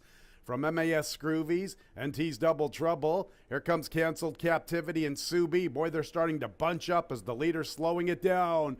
And Sweet DeSantis is getting within 4 lengths of the front, and it's about 6 lengths back to Welcome to My World. 50 3/5. Nice job by Jose the Body Ventura, slowing it down up front aboard Easy Toll. 2.5 lengths from MAS Scroovies. T's Double Trouble is 3rd, then Canceled Captivity. Sweet DeSantis is about 5 or 6 off the lead. Welcome to My World's trying to begin a bid. She's at the mercy of this pace, which favors the leader. And at the back is Subi. So it's Easy Toll, the one to come and catch. T's Double Trouble makes a move for 2nd, currently held by MAS Scroovies. I'm going to Welcome to My World and Sweet DeSantis. Easy Toll keeps on chugging up front. MAS Scroovies is in the 2nd spot. Easy Toll and Jose the Body Ventura. I'm not impressed. How does Jose Ventura, Jesse Ventura say it? I'm impressed and I don't impress easy. There we go, fans. 148 and 19/100's the final time.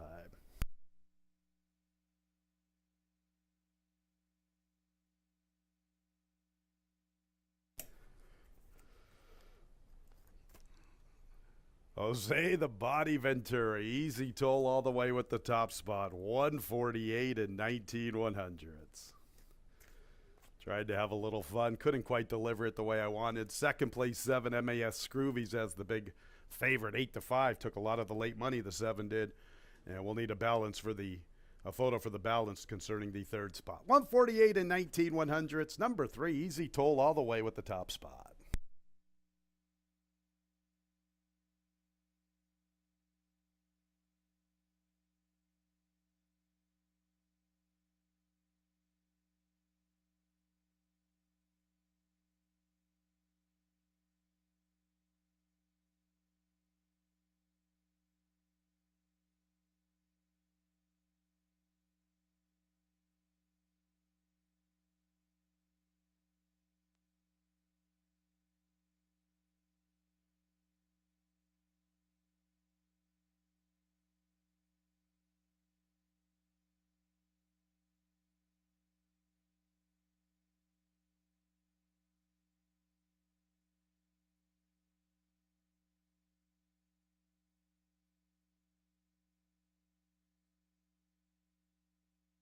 5, Sweet DeSantis checks in a third. Fourth place, number 2, Welcome to My World.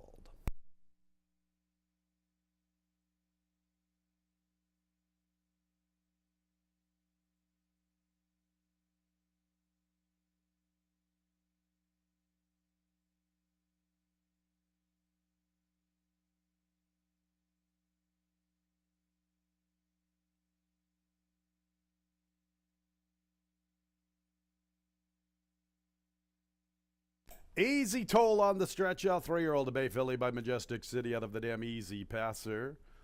Owned by Forgotten Man Racing Incorporated and Ace-Off Ronan. Ace-Off the winning trainer, winning jockey, Jose the Body Ventura. Winner was bred in New York by Barry Ostriger.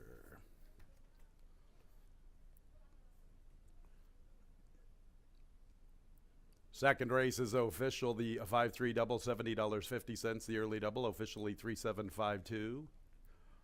3-7 exacta, $64. 3-7-5 trifecta, $54. 10-cent super 3-7-5-2, $34.40. All right, the pick 6 now. Race 3, scratch 1, Lucky Many. Nice 2-day carryover, $7,400, $31. A minimum wager, old school style, pick 6. Other changes in the sequence. Fourth race, number 8, Krog Patrick, Kevin Navarro. And let's go to the 7th race, scratch 1, Free Shot. All the way to the nightcap, 2, Go Grad, a jockey change to Rafael Rojina Jr. Our Wednesday pick 6 in about 22 minutes at 2:16.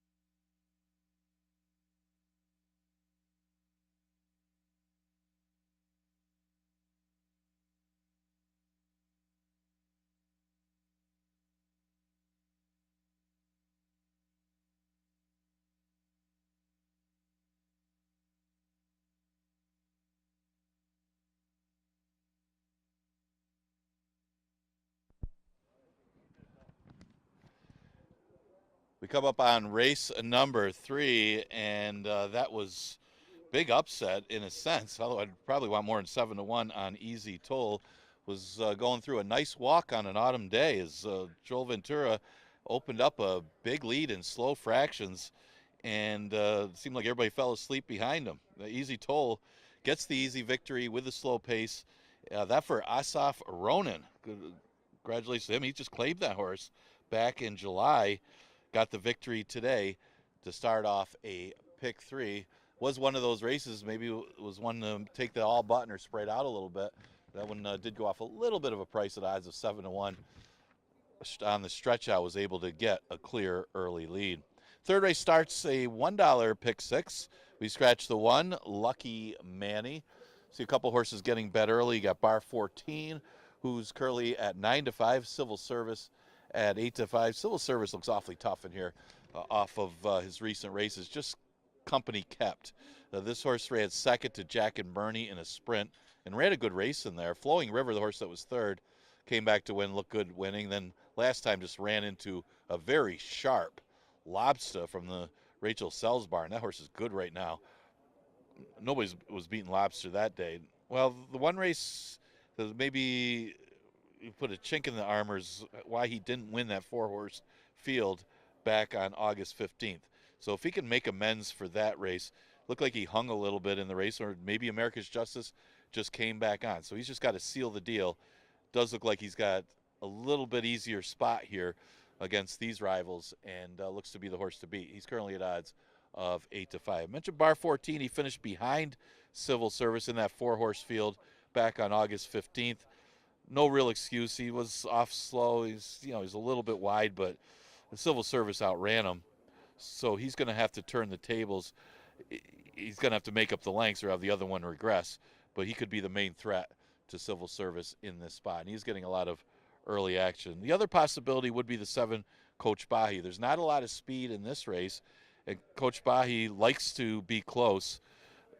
And last time he did just that. He stayed close and took over and beat a pretty good field going longer. So he's certainly capable. He is okay on an off track. Can't really say he likes it, but he beat a pretty decent bunch in a longer race last time, and now shortens up to a mile 70, and he's definitely a threat in race number 3. This race starts a $1 pick 6. Exacta tries Super Daily Double, and pick 3 also starts. Scratch the 1, Lucky Manny.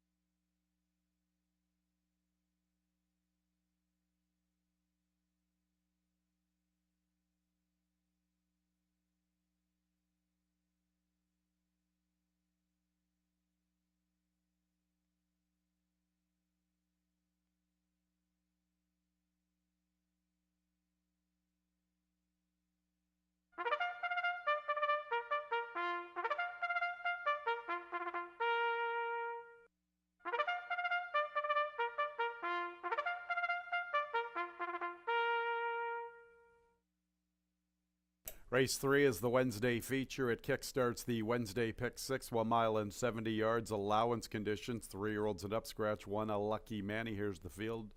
2 is ASAP Restoration. Jackie Davis looking for a riding double. Ace-Off Ronan looking for a training double. 3 is Octu Lieber. Michael Davila Jr. Ronnie Breed Jr. looking for 2 training scores on the Wednesday card. Favoritism with 4, Civil Service. 3-2, Louis Perez. 5 is Bar 14, second choice 2-1, Cabercoa. Next will be the 6 Interstate, Carlos Barbosa. And completing the post parade number 7, Coach Bahi, Kevin Navarro. Field of 6, 2-day pick 6 carryover, better than $7,400. Minimum wager, old school style pick 6, a little more than 5 minutes until post time. A little more than $3,200 of new money. You're looking at my top pick, a single on my pick 6 ticket. That's the 4 Civil Service, if I was playing one, of course. Civil Service, a horse I've always been fond of. Still trying to figure out if he's better sprinting or two-turning. I think he's equally as talented around at both distances, making him very, very versatile. He's had some good races this year against some pretty good horses. There's Victorious Wave and Trelad and Waralo. There's America's Justice. The race 3 back makes him very, very tough to handle here. Similar racetrack, too. Good racetrack. There's a good second to Jack and Bernie. Lobster was able to go all the way and win pretty comfortably on the 20th of September. There are no Lobsters. There are no Jack and Bernies. In fact, this is the easiest allowance race that Civil Service has seen in quite some time. Probably got to go all the way back to his non-winners of 3 lifetime score, and I would like both of those horses. Doc Advantage and Breaking Stones against this group. Civil Service, he's the one to beat. Probably one of the singles in this sequence. Who could beat him? Let's see. Who's the horse that maybe could beat him? How about the 2, ASAP Restoration? Nice little price of 5-1. We just saw Ace-Off Ronan get to the winner's circle with easy toll. ASAP Restoration's a horse I've always thought has had some abilities, run some good races. He got hot there in August, winning 2 in a row. Recently, in a tough allowance race, Civil Service was in. He didn't run a jump. I'm willing to forgive that effort. If he can get back to those races in August, he's one of the contenders here at a decent little number. 3 Octu Lieber makes a lot of sense. Last time we saw him, he won the first state bred condition. That was on the 16th of August. Since then, he has ventured to Saratoga and Belmont at the Big A. A couple of dismal performances. I think he's more suited here to racing at Finger Lakes. That's where all his damage has been done. He's a legitimate horse in the final quarter of a mile. I've always liked Octu Lieber. He's currently 7-1. And then you get the 5, Bar 14, somewhat similar to Octu Lieber. Couple of races after a good third-place finish here at Finger Lakes. We're at Saratoga and Belmont at the Big A. That race 3 back against America's Justice and Civil Service kind of puts him in the mix. I mean, Civil Service kind of handled him pretty easily. I think it puts him in the mix for a minor placing. I really like the 4 Civil Service in this spot, 8-5. Good enough price for me. I'll single him on a pick 6 ticket. That's Civil Service, the horse to beat in our Wednesday feature.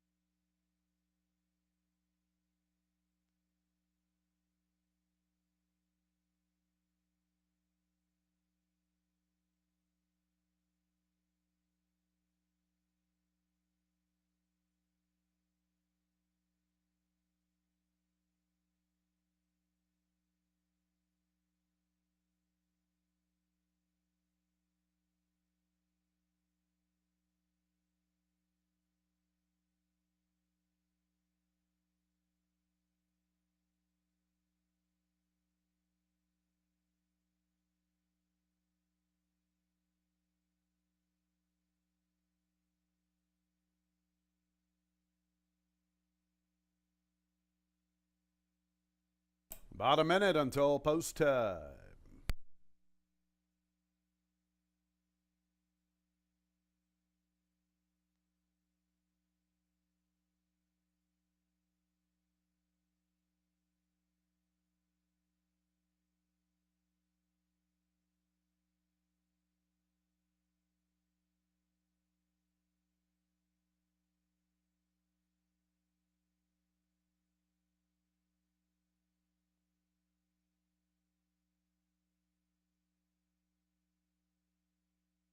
It's post time for the third race, the start of our Wednesday Pick 6. Race 3 is our Wednesday featured event.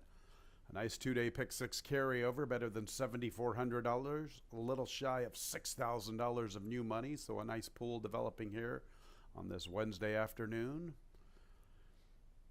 ASAP Restoration, ASAP Ronan looking for back-to-back training scores. Here's Octu Lieber, Ronnie Bree Jr. also looking for his second trip to the winner's circle. Civil Service, the huge favorite, all the way down to 3-5. Bar 14 and Coach Bahi are both 4-1 in the wagering. Bar 14's up next.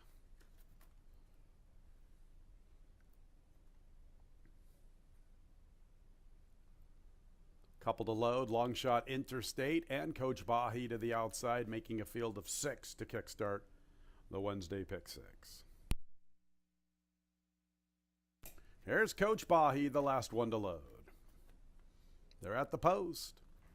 And there they go. Pretty good start for all 6. Civil Service attends the pace. Coach Bahi is there. Bar 14 wants to show good speed. Interstate forwardly positioned. Then ASAP Restoration and late running Octu Lieber is content to be at the back of the pack. Bar 14 wants to make the pace. Coach Bahi is second. Civil Service up close. Interstate's to his outside. It's about 3 lengths back to ASAP Restoration, almost a length and a half or so to the trailer, Octu Lieber. So it is Bar 14 and Cabrico on the lead. To the outside is Coach Bahi, Interstate third. Civil Service gets a nice trip. He's in no hurry, biding his time, and he gets to save all the ground, and he's only 2.5 or so from the front. Nearly 6 lengths to the other two, Octu Lieber, who's outside of ASAP Restoration. 2x2x2 up the backstretch. Bar 14 and Coach Bahi, now they lengthen the margin, nearly 4 lengths. Civil Service, who races inside of Interstate. A good 3 back to ASAP Restoration and Octu Lieber. 24-2, 48-4, an even flow. Here's Coach Bahi getting the lead from Bar 14. Now Civil Service is called upon his run, and he's gradually closing in. Civil Service making up ground. He gets within 3 at the quarter pole. Civil Service looks like the horse near the quarter pole. It's a break of nearly 5 lengths to ASAP Restoration, Interstate, and Octu Lieber. And here comes Civil Service making his move to the outside. Civil Service is up to the front. Coach Bahi's back to second. And then we'll go to ASAP Restoration and Bar 14. Civil Service can't put away Coach Bahi. Civil Service, Coach Bahi's got fight. He's coming back. Coach Bahi. Coach Bahi wins the money. No excuses for Civil Service. ASAP Restoration third. Long ways back to it looked like Interstate for the Superfecta.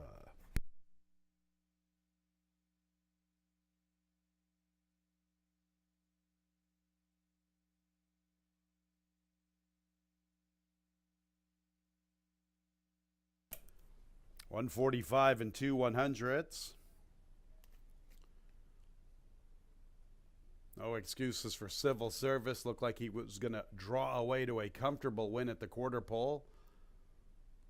A lot of credit needs to be given to Coach Bahi, who had plenty of fight. Coach Bahi and Civil Service, 145 and 2/100ths the final time.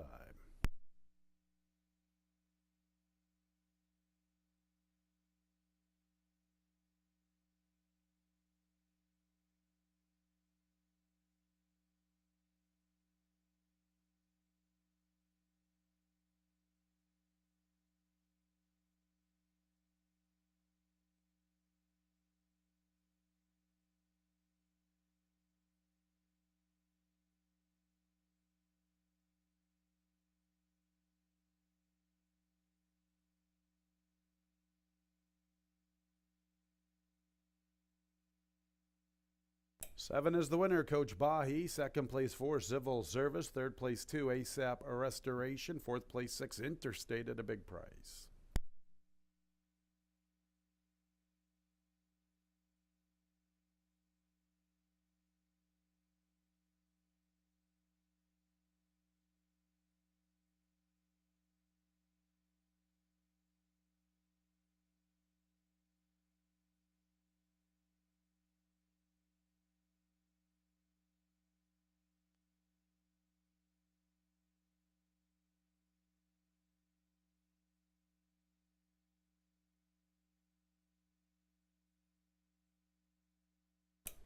Coach Bahi, 2 in a row, 3 out of 4, his 7th overall, a 6-year-old dark Bear Brown gelding by Take Charge Indy out of the Dam Bobble.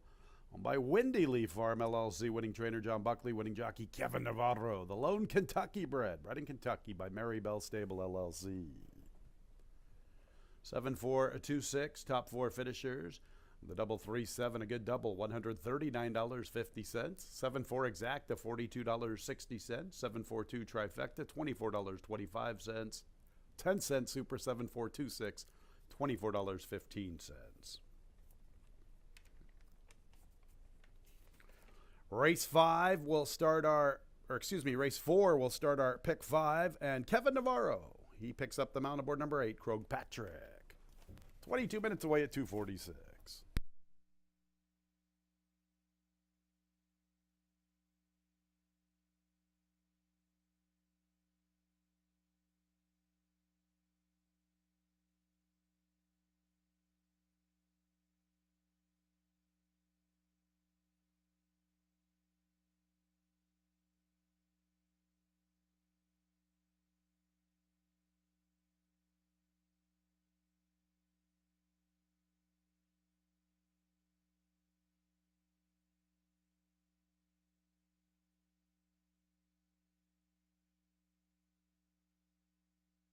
Ladies and gentlemen, Dave Reed wanted to pass it on that not all combinations are covered in the early pick 4.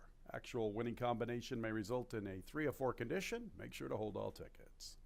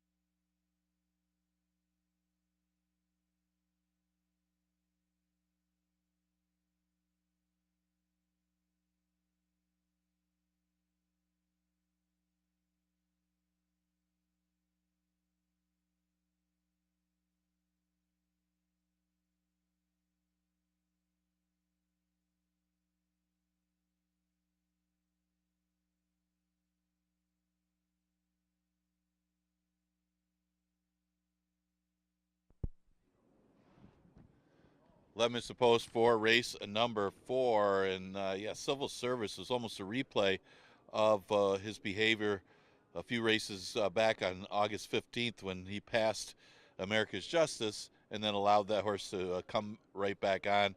So Coach Bahi was the beneficiary. He kept fighting and came back on to get the win. Kevin Navarro got the win for trainer John Buckley, a minor upset in race number 3 to start off your $1 pick 6.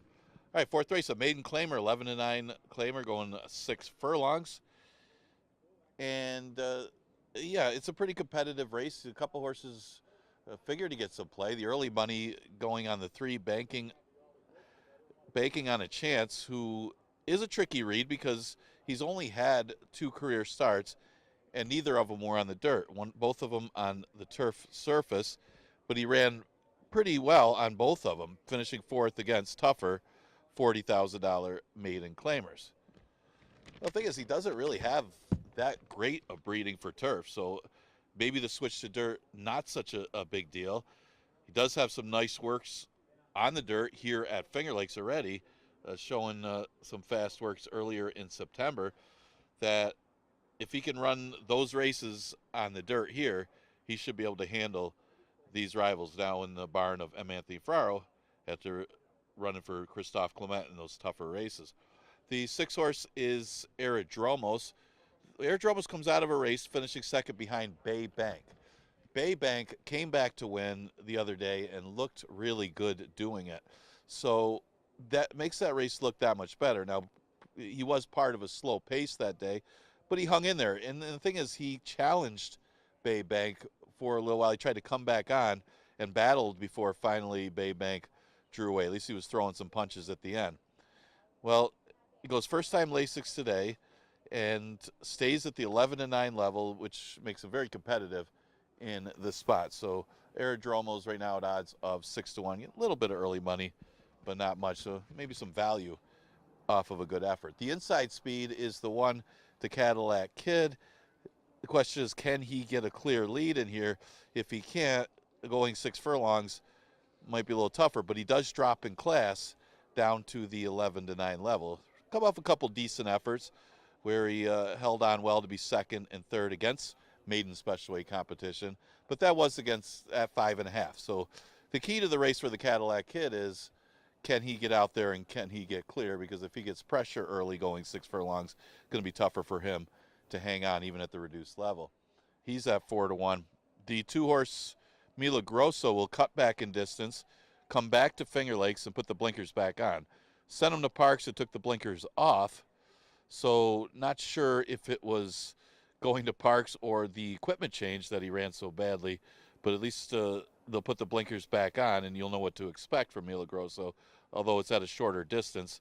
But he was going primarily sprints when he was at Belmont before arriving here. So it'll be interesting to see how he runs at this reduced level in a sprint back here at Finger Lakes. He's right now at odds of 5-1. Now, he has had his chances, but he's hit the board a couple times in those route races, and he does come from the top barn of Chris Engelhardt. There's some of the horses getting some play here for the 4th race. We start the pick 5. Exacta, Trifecta, Superfecta, and Daily Double also available.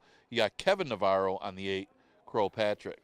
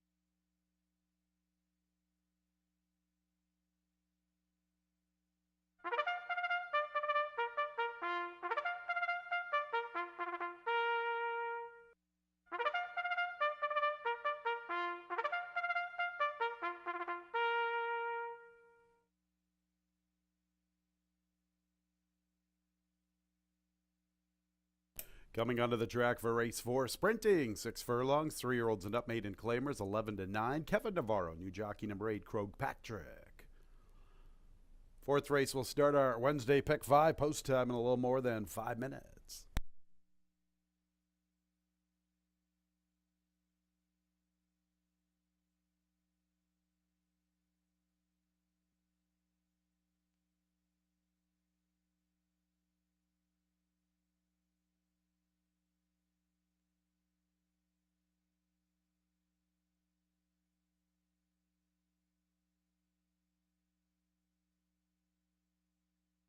Here's the field. Number 1, the Cadillac Kid, Emmanuel Di Diego.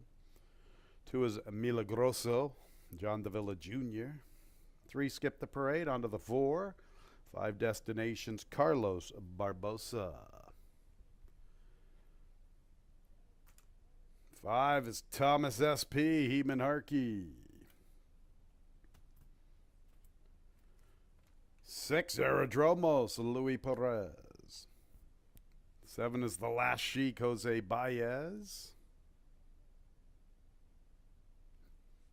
8, Krog Patrick, Kevin Navarro, looking for back-to-back winners with trainer John Buckley. And skipping the parade, the current favorite, number 3, Banking on a Chance, K. Bracoa. The favorite at 2-1. Wednesday's pick 5 in a little more than 4 minutes.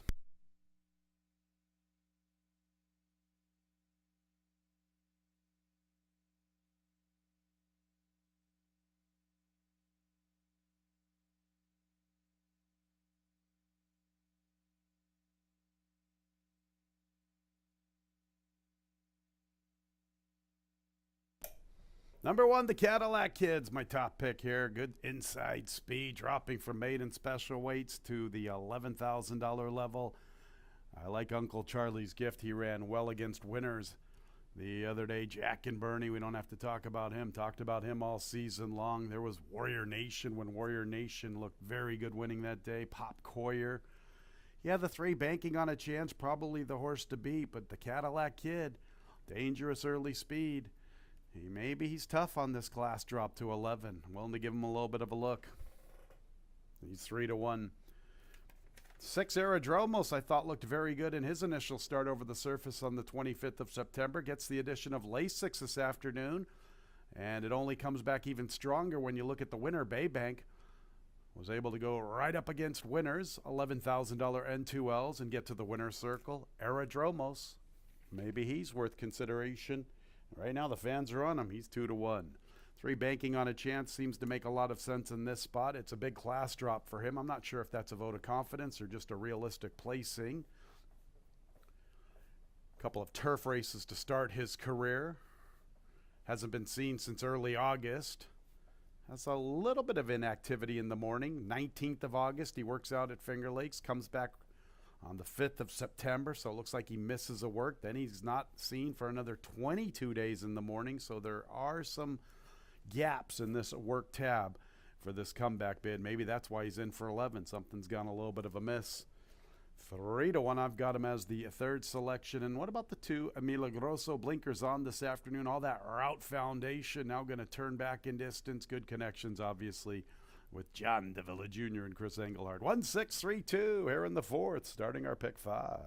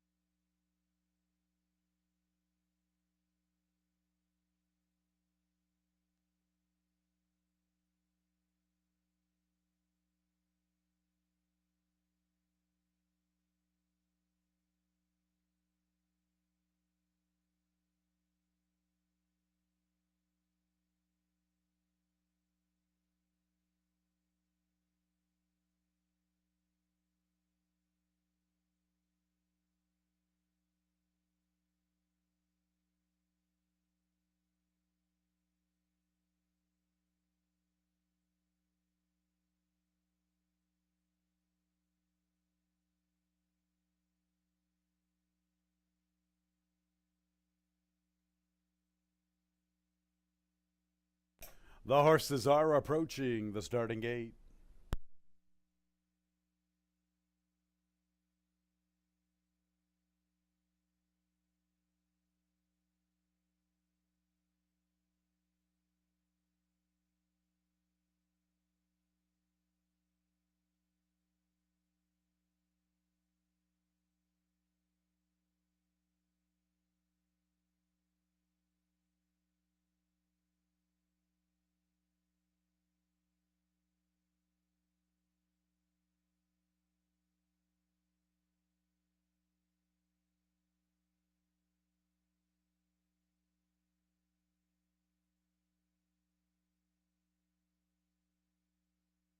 Nearing the gate.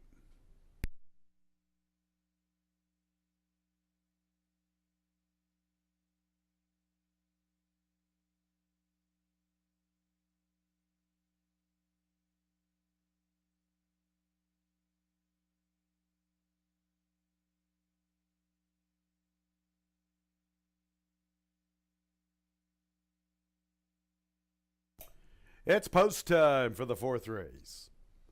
Number 1, the Cadillac Kid at 3-2. Number 3, Banking on a Chance, 2-1. Number 6, Aerodromos, 3-1 in the wagering. 8 at the gate. 8 and 11s. First leg of our Wednesday pick 5. The Cadillac Kid dropping from maiden special weight ranks. He's the current favorite, 8-5. 3 Banking on a Chance right there at 2-1.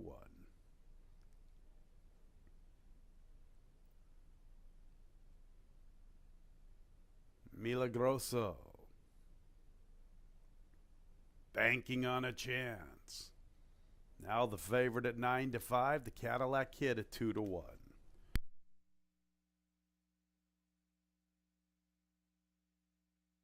There's 5 destinations. Thomas SP. Aerodromos.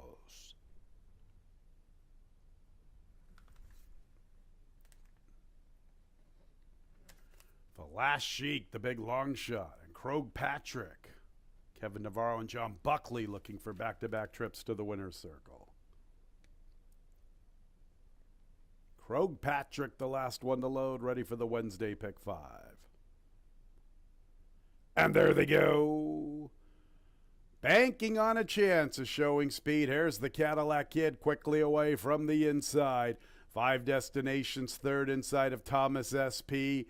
Milagroso advances into 5th from the inside. Aerodromos is 6th. Midfield 5 or so from the front. Then the Last Sheik and Krog Patrick.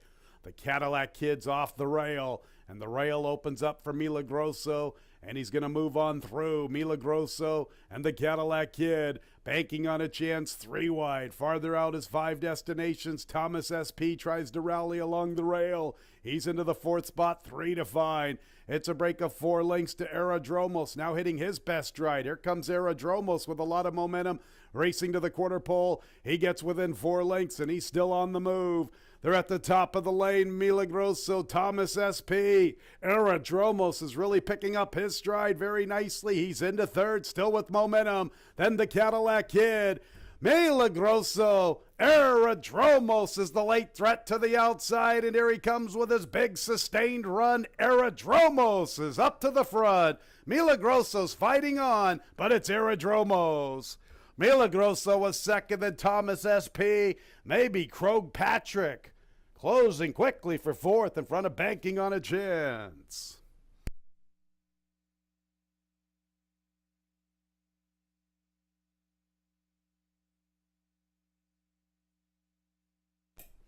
Big effort from the 2. Milagroso at a huge price, 15 to 1. Aerodromos had all that momentum. He had a good-looking stride midway through the turn, and he came with a powerful, sustained run. 6 and 2 in the photo, 113 and 96/100ths, the final time.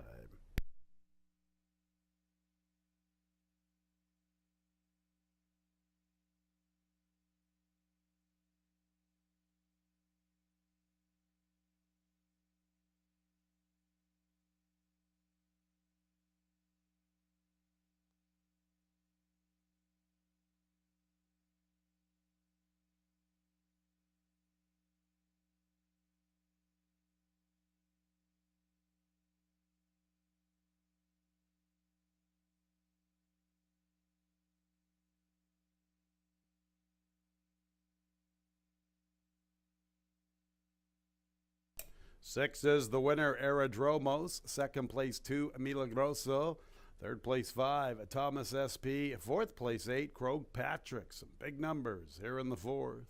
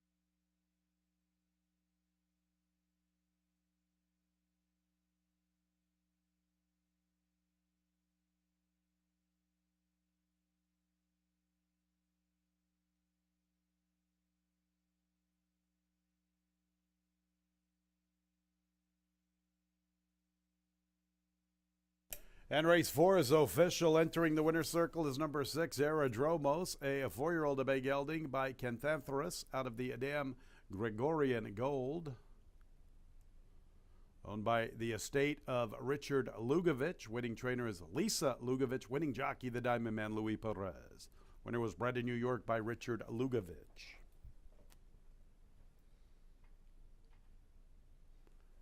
And race 4 is official. 6-2-5-8, the double 7-6, $91.50. 6-2 exacta, $126. 6-2-5 trifecta, $317.75.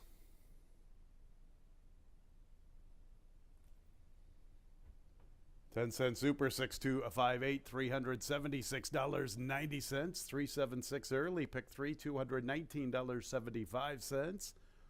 Now look at that early pick 4, a big one. 5 with 3 with 7 with 6, $1,594.25. Nearly $1,600 in the early pick 4. Race 5 will start our late pick 4. Post time in 21 minutes at 3:17.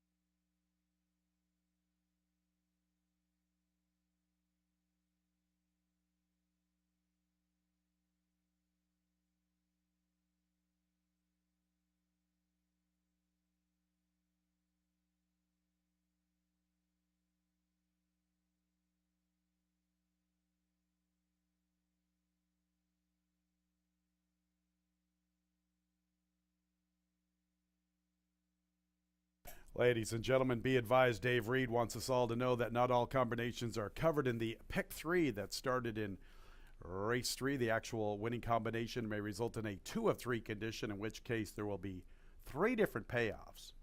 And be advised that the pick three will pays on television monitors reflect only the winner all condition. This coming to us from Dave Reed. Make sure to hold all tickets.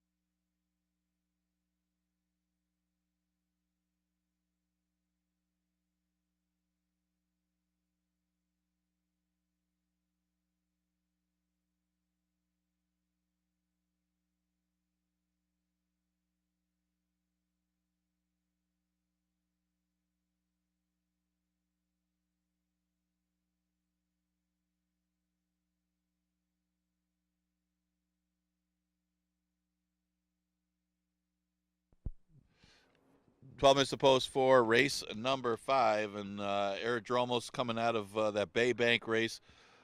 Look good with victory. Louis Perez gets that win for Lisa Lugovic. We start the pick 5 with that race. Okay, late pick 4 starts with the 5th. Exacta Tri Super and Daily Double. Also available optional claimer with the starter condition. Banker's Daughter in for the tag and features the speed of Fast Fran. Catcher if you can. She's won 2 in a row against the same type of competition. And it's just a matter of her getting to the lead and if she can sustain that speed the whole way. Obviously, she'll have to regress or somebody's going to have to step up to chase her down. She's right out odds of 2 to 5, looking for 3 in a row and 5 of her last 6. She's in her 11th win at Finger Lakes. So Fast Fran with her speed on a roll lately. And it doesn't look like anybody can run with her early, so it's a matter of can they catch her late. The 3 Banker's Daughter, another one to consider in here. She's coming off a win when dropping in class to 5,000. Get a little confidence builder. She steps back up and to battle Fast Fran again. A little closer to the pace the last time she faced Fast Fran. Would expect her to sit back a little more and try to make a run, as it seemed to work for her in that $5,000 race. She's a big top 3 threat in this race. Then you got the 6 Trivia.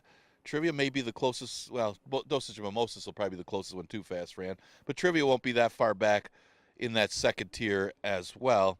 That if Fast Fran, for whatever reason, doesn't have it today and stops, you would expect that second tier Dosage of Mimosas and Trivia, maybe they could have some impact in here as well. Now, Dosage of Mimosas, she seems to step up on and off track. She seems to keep her form on any track lately. She's been on a roll, 3 wins in the last 4 starts. She doesn't win convincingly, but she does win, and that's the big thing. Coming off a nice victory against the 11-9s last time with the Apprentice Rider. Another shot today for Dosage and Mimosas, who ran second to Fast Fran in her only loss in the last 4 starts. So 10 minutes to post for race number 5. We start the late pick 4. Exacta Trifecta, Superfecta, and Daily Double offered here.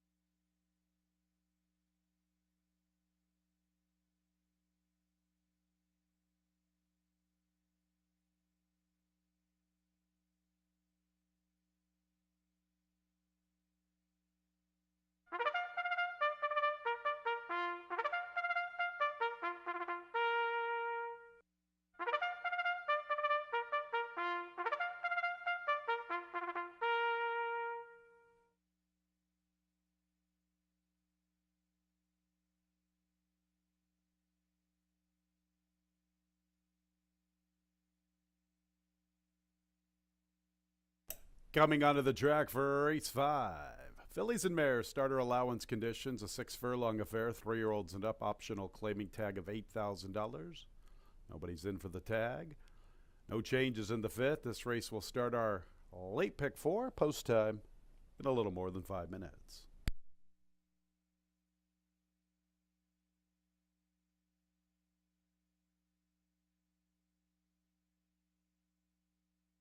Here's the field, number 1 in traffic, Heeman Harkey.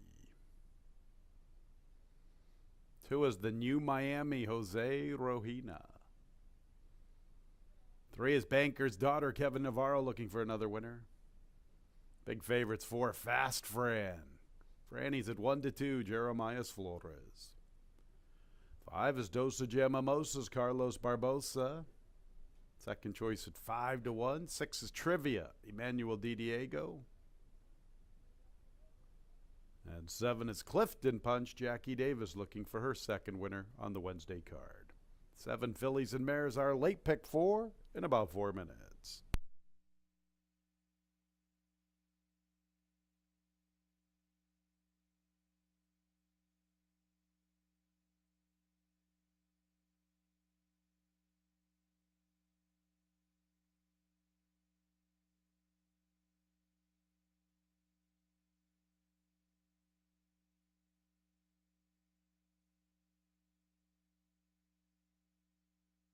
Fast Fran's the one to beat here in our race 5. We said that in race 3 about civil service, and he just came up a little short. Fast Fran at 1-2. Boy, she's been strong this season. 6 starts, 4 wins, 1/3. She's been tearing through this starter allowance condition in her last 2 races. A beaten favorite to Ramon 3 races ago. She's obviously the one to beat. It's been a big 6-year-old campaign for Fast Fran, and she deserves the top billing. 5 Dosage Mimosas, like a fine bottle of wine. She has just gotten better and better with age. What a big 2023 for this 10-year-old.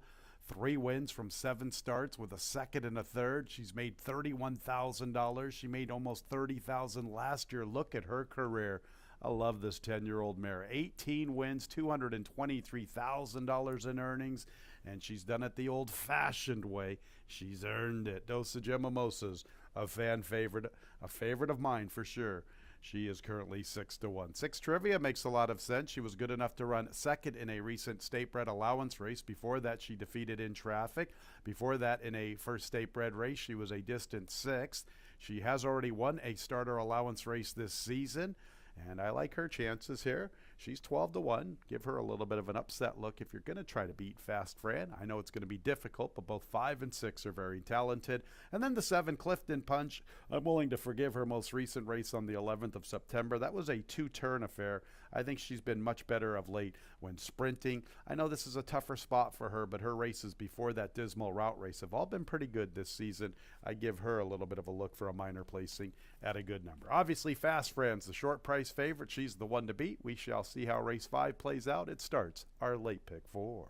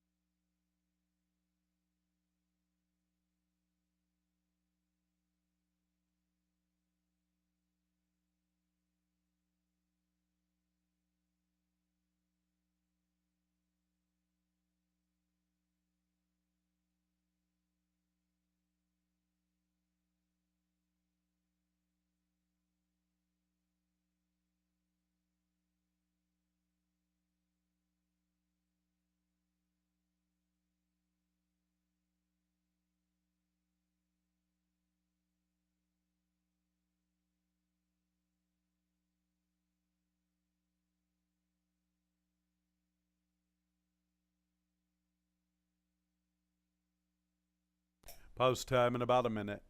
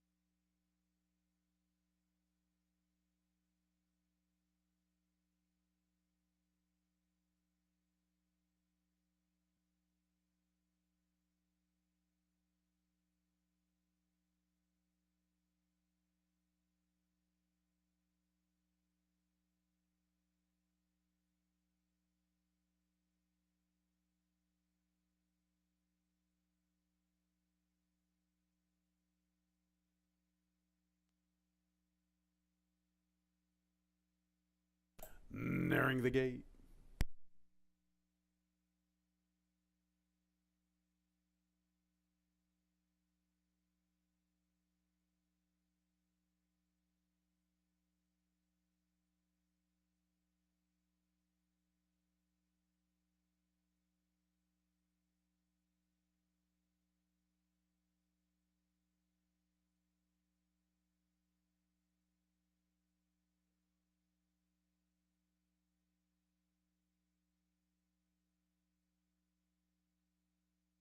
It's post time for the fifth race, the start of our late pick four. Number 4, Fast Fran, the big favorite, 3-5.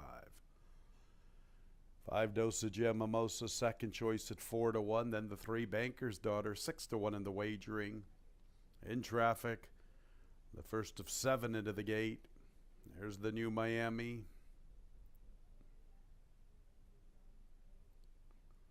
Banker's Daughter.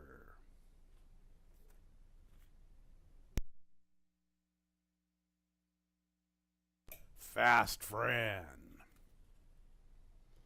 Fast Fran's gunning for 3 in a row, 5 out of 6, and her 11th career victory. Dosage and Mimosa's looking for 2 in a row, 4 out of 5, and her 19th trip to the winner's circle.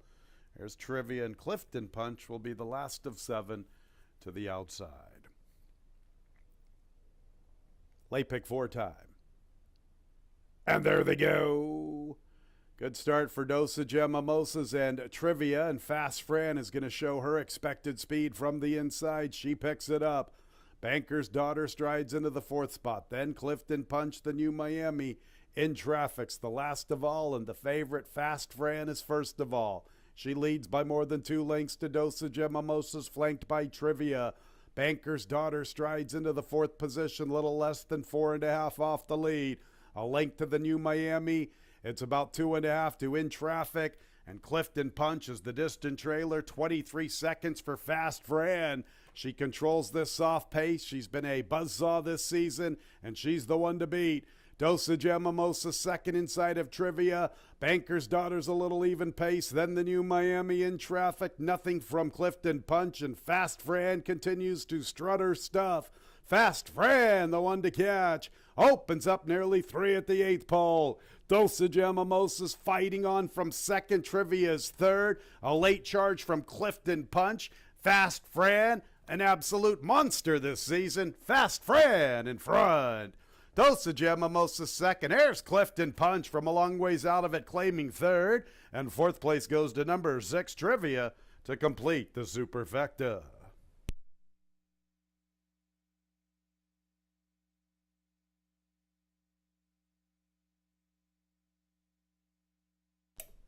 Nice 6-year-old mare, Fast Fran. She's been tough to handle this season. 112 and 91 100ths. 5, Dosage Mimosa's a pretty good one herself.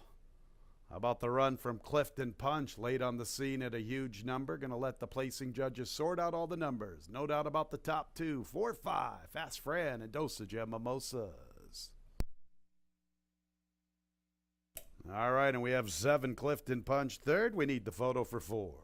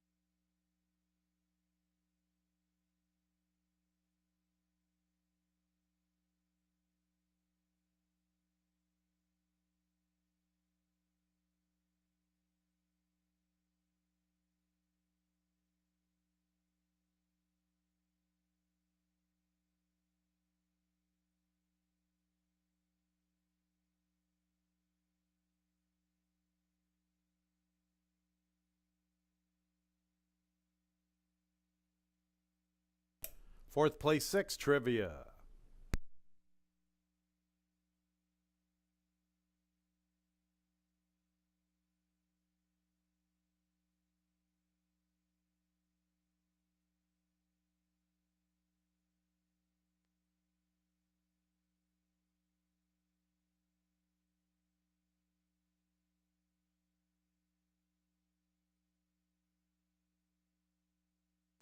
Here's Fast Fran. That is 3 in a row, 5 out of 6. Her 11th career victory. You know what? You could have had her for $5,000 on the 19th of June. Not going to get her for that tag anywhere near soon. 6-year-old chestnut mare by Alpha out of the damn Smart Eyes.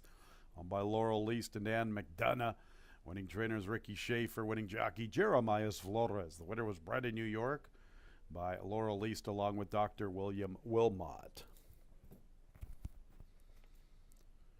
Ricky Schaefer, one of the guys added to a non-invite when I'm having a poker game. All right, 4, 5, 7, 6, the double 6, 4, $16. A 4, 5 exacta, $18. 4, 5, 7 trifecta, $35.50. 10-cent super 4, 5, 7, 6, $19.30. The pick 3, 7, 6, 4, $36.12. Race 6 is clear of change. 2-year-old fillies in action. Race 6 will begin our late pick 3. A little more than 22 minutes until post time. It's not too early to start thinking about Breeders' Cup weekend, November 3rd and 4th, the Friday and Saturday cards from Santa Anita. You want to be part of our Finger Lakes bonus bets.com. We have Breeders' Cup incentives.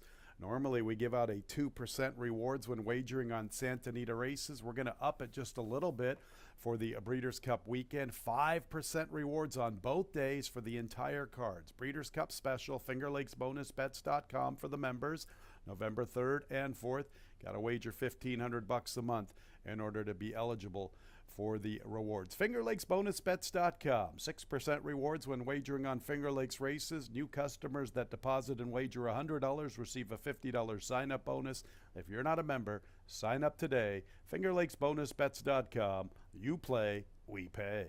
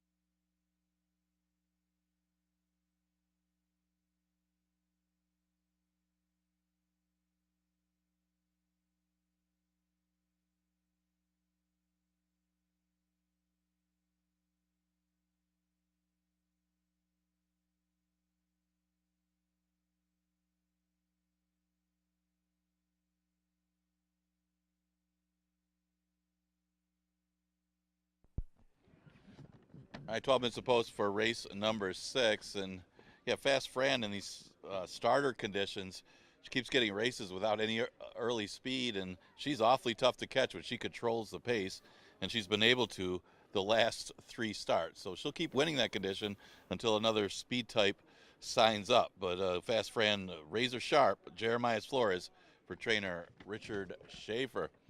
The 6th race is for 2-year-old filly maidens going 5.5 furlongs.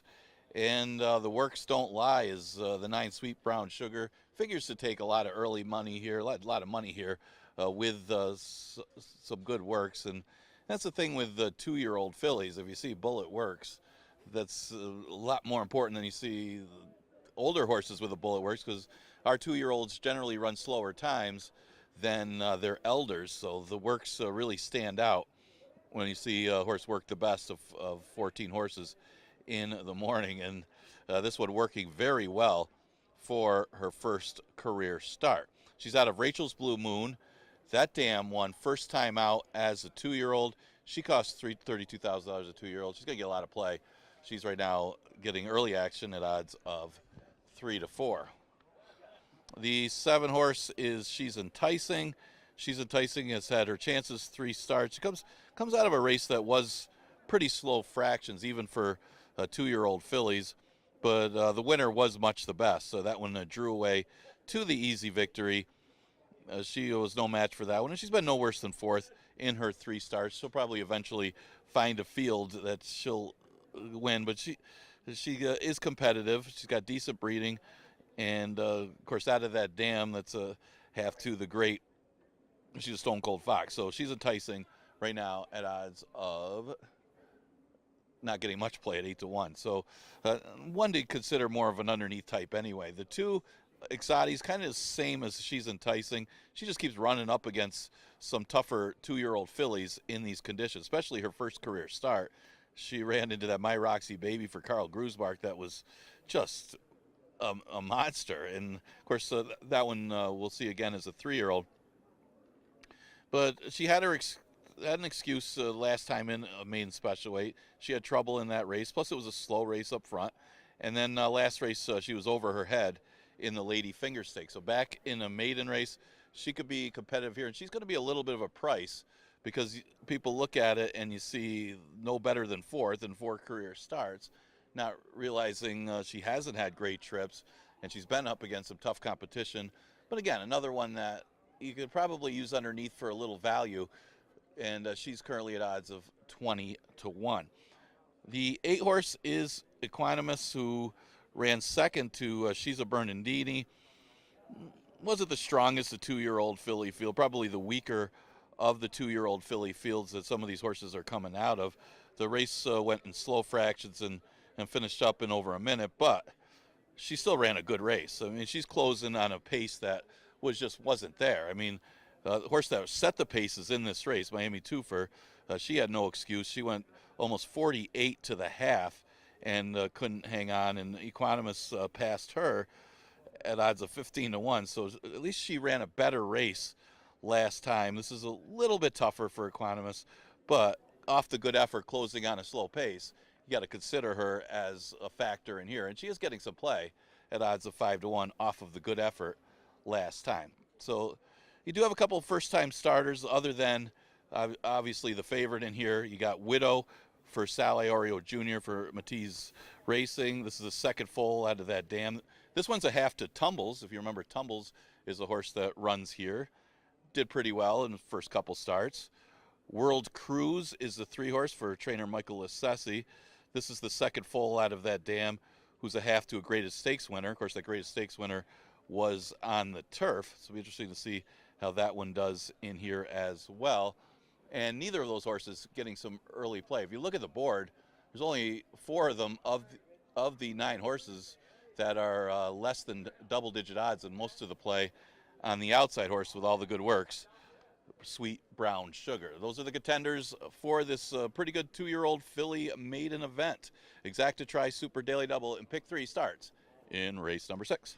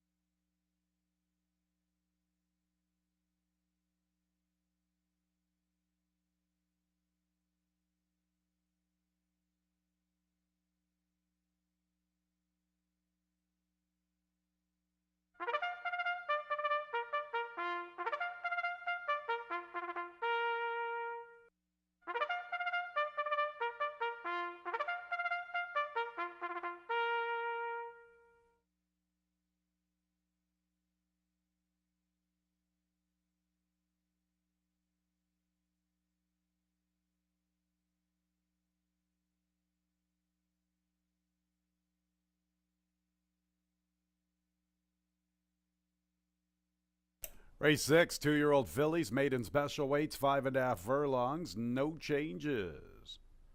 Good sized field of 9, kick-starting our late pick 3, post time in a little more than 5 minutes.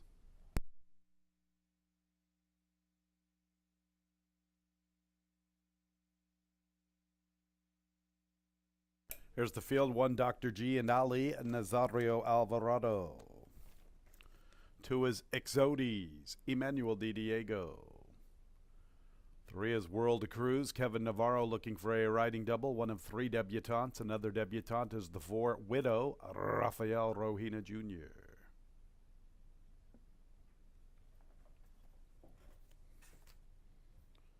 All right, 4 has Skipped the Parade. 5 is Stone Power, Carlos Barbosa.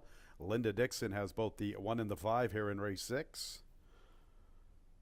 6 is also out of the parade. 7 is She's Enticing. Louis Perez looking for his second winner on today's program. 8 is Equanimous, Cabercoa. And the 9 has also Skipped the Parade. So 4 is Widow, Rafael Rojina Jr. 6 is Miami Twofer, Jackie Davis looking for another winner.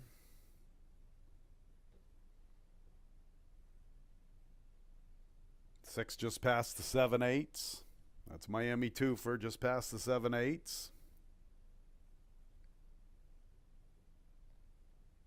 All right, here's Miami Twofer, Jackie Davis. And the 3rd of the debutantes is the 9, Sweet Brown Sugar, Jeremias Flores. And she is the current second choice. Number 8, Equanimous, 7-5. The 9, Sweet Brown Sugar, 8-5. Once again, 3, 4, and 9, all debutantes in this spot. Good size field of 9 to start our late pick 3. All right, so we're going to have 2-year-old races bookending this late pick 3 sequence. The fillies in race 6 and the boys in the nightcap. I was on the 6 Miami Twofer on the 27th of September. Boy, she ran a good race for us, fans. She had the lead all the way to the 8th pole at a good number, came up a little empty. I know the pace was soft, 23-3, 47-4, so I am going against the words I have been giving to you all season, which is basically try to avoid front runners with favorable fractions. Well, that was the case with the 6 Miami Twofer. I'm going to hope it's just for the 2-year-old, so I'm going to try to disregard some of my advice. I thought it was a big-time improvement from her first start. I'm hoping for that same improvement here in start 3, Miami Twofer, at a nice 6-1. I'm going to come right back with her. The 9, Sweet Brown Sugar for Richie Rich Racing Stable. Paul Barrow, the trainer. This one has a ton of good works all the way back on the 22nd of July, a nice 36. That was a bullet, best of 8, that move. I like the 4 furlong moves, especially the most recent one on the 30th of September. That was 48-1, another bullet move there. There's a bullet out of the gate. The Dam won 2 of 11 races and made $97,000. And the Dam did win her debut race. That was a 6 furlong on the outer turf at Aqueduct, a maiden special weight affair. And then won an allowance race in a 1-mile dirt race at Belmont. Having a little trouble reading my writing, but that is what happened here with the Dam. So Bodie Meister blood on the bottom. Paid a lot of money, $32,000. Nice little purchase here by Richie Rich Racing Stable. And she's getting a lot of toad support for her first look at 9-5. 8, Equanimous ran a big race. In fact, she finished in front of my top selection on the 27th of September. And they both have had 2 career starts. My top selection, the 6 and the 8, Equanimous. Actually, Equanimous had a start at Presque Isle earlier, but the most 2 recent starts against one another. Miami Twofer finished in front of Equanimous on the 28th of August, and Equanimous finished in front of her in their most recent start. She's logical. She's actually the favorite at 9-5. And then the 7, She's Enticing. This will be her 4th career start, so that's basically going to put her as one of the most experienced maidens. The 2, Exodes, is the most experienced filly in this spot. 7, She's Enticing has run decent races so far in her career. 4 starts have resulted in a 3rd, a 4th, and a good 2nd. A distant 2nd, but it was good. The winner looked good winning. In fact, I've liked all of the competition she's been in, and she's offering us a little bit of value at 5-1. Kind of like the outside 4, 6, 9, 8, 7 for me here in the 6, starting our late pick 3.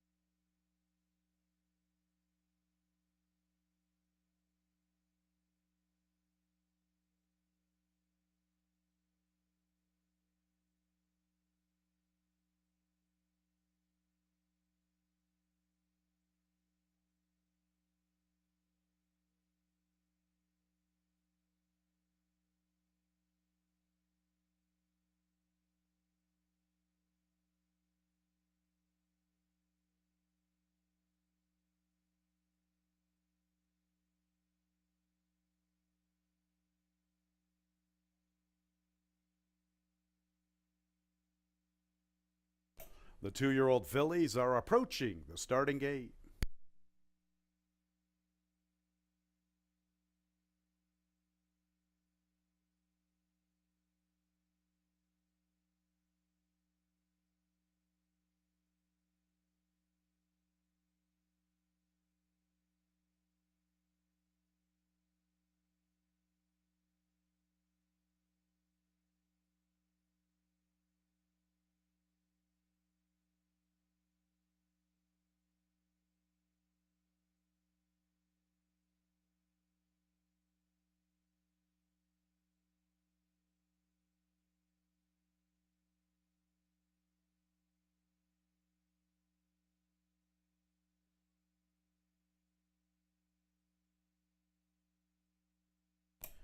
It's post time for the 6. 2-year-old fillies made in special weights.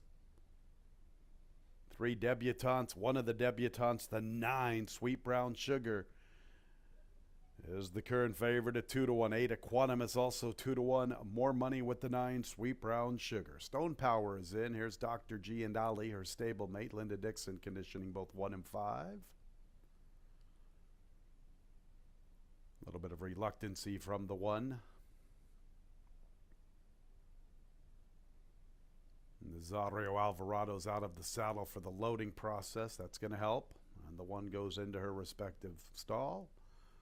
All right, up next, Exodes, the most experienced 2-year-old. This is her 5th career look. There's one of the debutantes, World Cruise. A man of Mike Lasessie's means is very capable of taking world cruises. All right, here comes Widow. Stone Power already in her respective post. Widow just a little hesitant.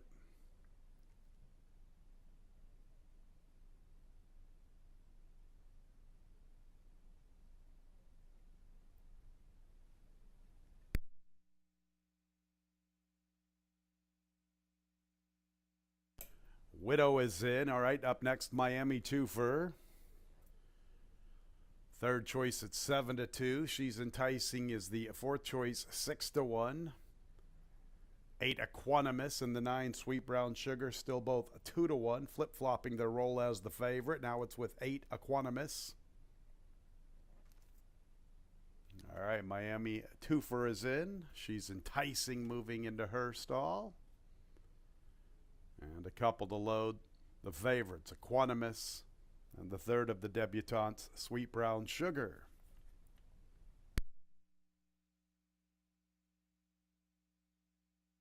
Sweet Brown Sugar for Richie Rich Racing Stable.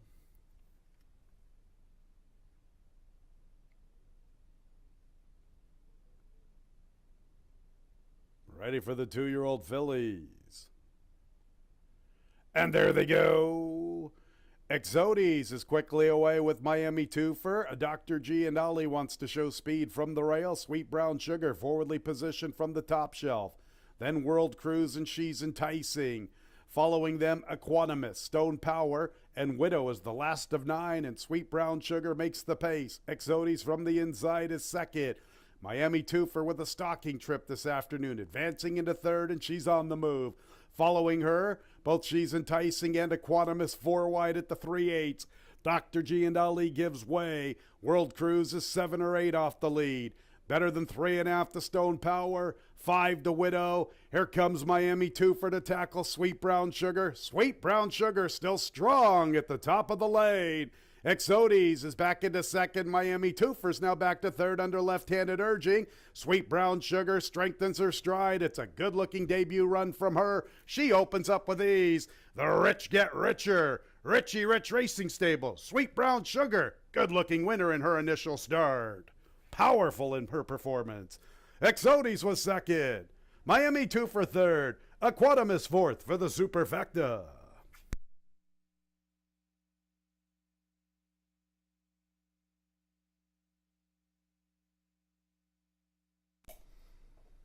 Good-looking gallop out, Sweet Brown Sugar, collected out of a Bodemeister mare.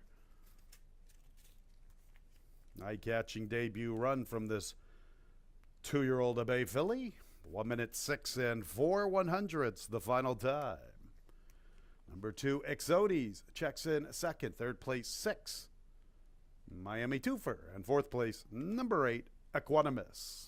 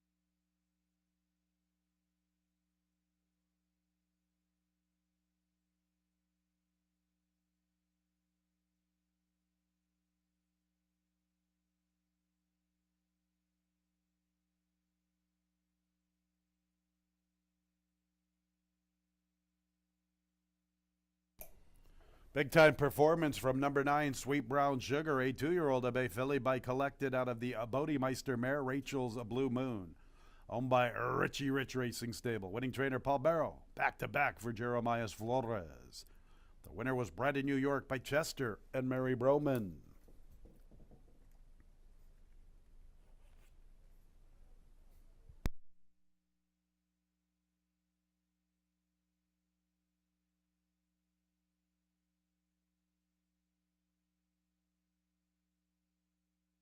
Race 6 is official. The double 4-9, $10.80. That's a Jeremias Flores double.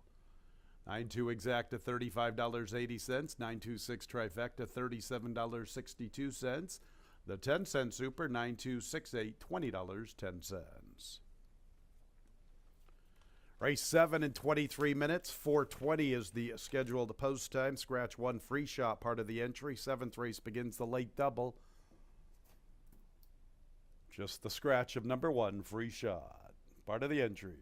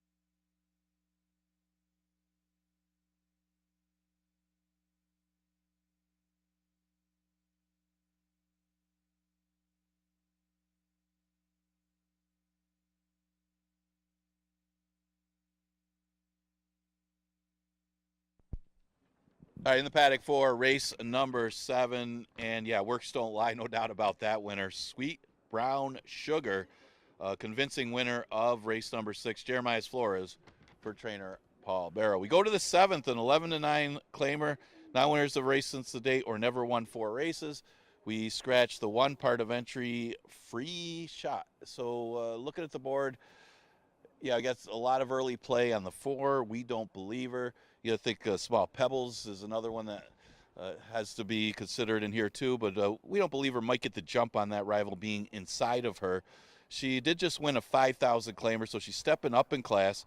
It was a convincing win, though. She was much the best in that race. Those actually look like the 2 speeds in the race. We Don't Believe Her's had a bullet work since that race, and she looks like she's the one that they're going to have to catch. But you got to think Small Pebbles, if she breaks better, can be right up there with her. Her main issue, at least lately, has been she's not that sharp out of the gate, but she's a stakes winner that when dropped for a tag back in July, she was low in speed that day, but she won in the slot.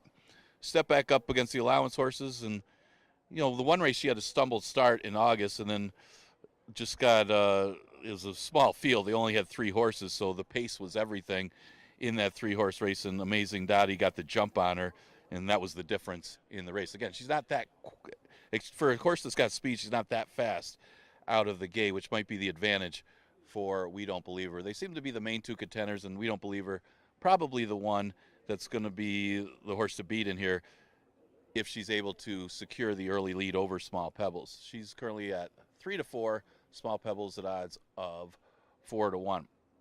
The 2-horse is Mind of Gold for David Iola. This is an interesting one because she ran a huge race, stepping up in class against allowance horses back on September 13th. She finished in between Take Charge Christie and Eros' Girl, a couple of the top fillies and mares on the grounds. I mean, Take Charge Christie is going to go up against Gone and Forgotten next week. That should be an awfully good race. There's a couple other good ones in there as well. But, pace helped her a little bit, but the fact that she just missed against those horses says a lot. And she dropped to 11-9 and just didn't run as well, just kind of ran evenly. But if she can run back to that race, she could very well pull off a little bit of an upset here. Definitely got to be considered looking back at that race on September 13th. Now, the 6-horse is Ramon. Ramon always runs a good one. She's got that late running style, a lot of times circling the field. And last time against the state-bred allowance condition, she did try to make that move and then just kind of flatten out. So things got to go her way. At least she's going back to 6 furlongs today. That certainly helps. She's a little better at 3/4 for that closing kick. But maybe if We Don't Believe Her in Small Pebbles, they go a little quick early. If We Don't Believe Her gets softened up a little bit, maybe Ramon can put in a late run. She's the morning line favorite, but she's going to be a little bit of a price. She's currently at odds of 9-2. So I went with a 4-7-2-6 in race number 7. We start the late double. Exacta Try and Super offered. The scratch in here was a part of entry, the 1 Free Shot.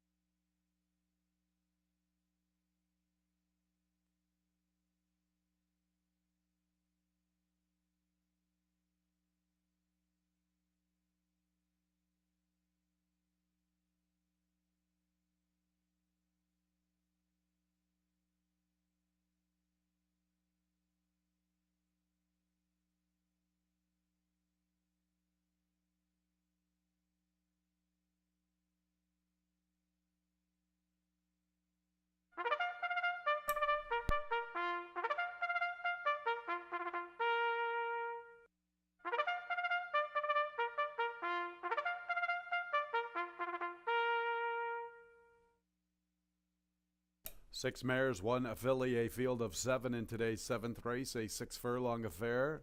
3-year-olds and up, non-winners of a race since April 18th. They're non-winners of 4 races. Claimers 11-9, lose the 1 free shot, part of the entry. First half of the late daily double, little more than 4 minutes until post time.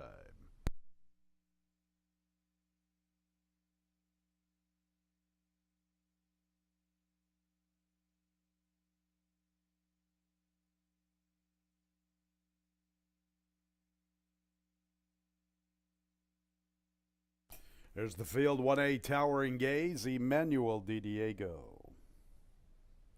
2, Mind of Gold, Kevin Navarro looking for another winner. Mind of Gold looking for her 8th career score. 3 is Miss Circular Gal, Michael Davila Jr. Favorites, the 4, We Don't Believe Her, looking for 2 in a row, and her 12th overall, John Davila Jr. 5 is La Cafetera, Carlos Barbosa. 6 has Skip the Parade. 7 is the Lone Filly, the 3-year-old filly, Small Pebbles, Nazario Alvarado. 6, Ramon, Jackie Davis. The 7th in a little more than 3 minutes. Late daily double time on the 7th race. How about a big shout out to the Jim Aquilano barn, Oh Happy Day Stable and River Card Stables Golden Moonlight. She just won a first state bred race at Parks, a nice $41,000 purse. Christian Navarro, so some Finger Lakes connections, making some noise at Parks. Golden Moonlight, talented 3-year-old filly, capturing a very nice state bred allowance race at Parks, a $41,000 race. Always nice to see our local contingency do well at other venues. 7th race, 4, We Don't Believe Her, and 7, Small Pebbles. Those are the top 2 for me. 7, Small Pebbles is my pick for the top slot. I will say this, though. I kind of overlooked the fact she is just a 3-year-old filly, and she's in against 6 mares. I always like the mares versus the 3-year-old fillies, especially when you get a proven 6-year-old mare like We Don't Believe Her. So I've somewhat have dropped the ball with this. But Small Pebbles is talented. I think she has the ability to win allowance races around here, although it has not gone that way for her in 2023. She won the She's a Stone Cold Fox last year. I've always liked her, thought she was a good 2-year-old filly. So far, it's been a tough season for a lot of minor placings. I mean, she's talented. Look at it. 8 starts, the 1 win for the 11, 4 seconds in the allowance ranks. Her speed and her outside post make her very dangerous. Small Pebbles, my top pick. 4, We Don't Believe Her. I love the vote of confidence by the barn, moving her up to $11,000. I've talked about this move for Jeff Engelhart throughout the last couple of seasons. Jeff loves to jam, fans. Any chance he can get to jam, to get that win percentage up there, he does it. So when you see Jeff Engelhart step horses up, you better take notice. And the fans are. We Don't Believe Her is 6-5. A 6-year-old mare who looked sensational, winning on the 23rd of August. That was her first start in quite some time. She had been inactive since early July. She's been given ample time after that strong race with some nice works in between. Makes a lot of sense. She's doing good. Jeff's showing it by moving her up to 11. We Don't Believe Her, probably the one to beat. 6, Ramon. Ramon's had a big 2023. It's the best season for Ramon. She's made nearly $40,000 this year. Boy, I'll tell you what, talk about somebody who doesn't miss a meal. That is Ramon. 14 starts last year. This is her 13th start here in 2023. Good race 2 races ago to Dosage and Mimosas. I mean, Dosage is good this year. So for Ramon to finish a length behind her in a similar condition, if you're against the 4 and the 7, Ramon's probably the one to take a look at 9-2. And then after that, I've got the 2, Mind of Gold. Big run 2 back to Take Charge Christie. Boy, Take Charge Christie would be 1-5 in this spot.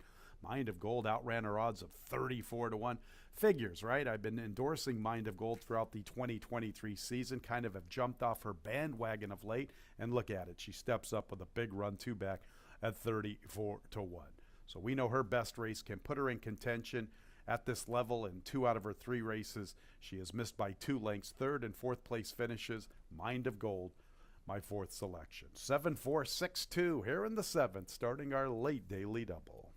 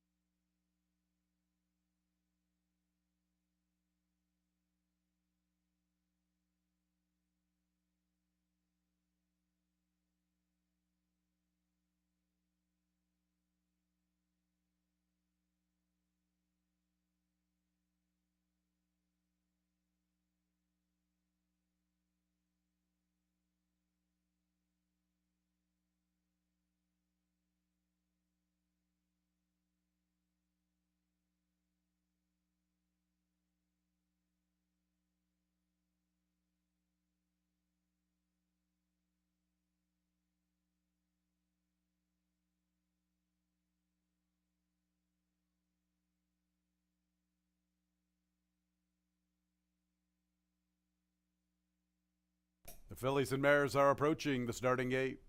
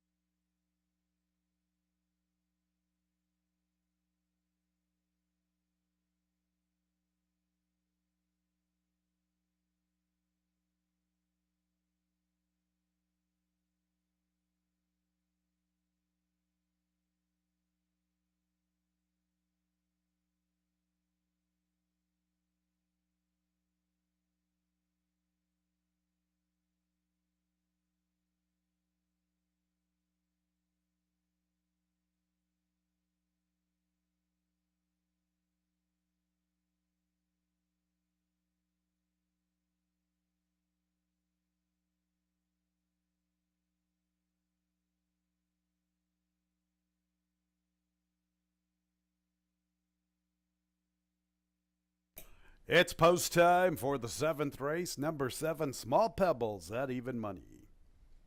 Or We Don't Believe Her, 5-2. The 6th, Ramon, 7-2 in the wagering. 6 mares, 1 filly, the favorite filly, Small Pebbles, a 3-year-old filly against the elder mares.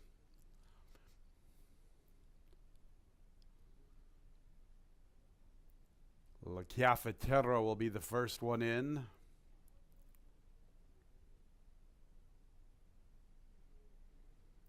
Mind of Gold, 4th choice, 5-1 on the board.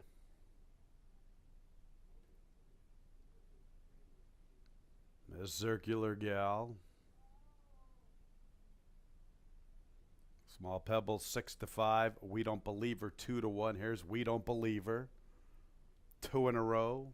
She's gunning for 2 in a row in her 12th overall. Ramon.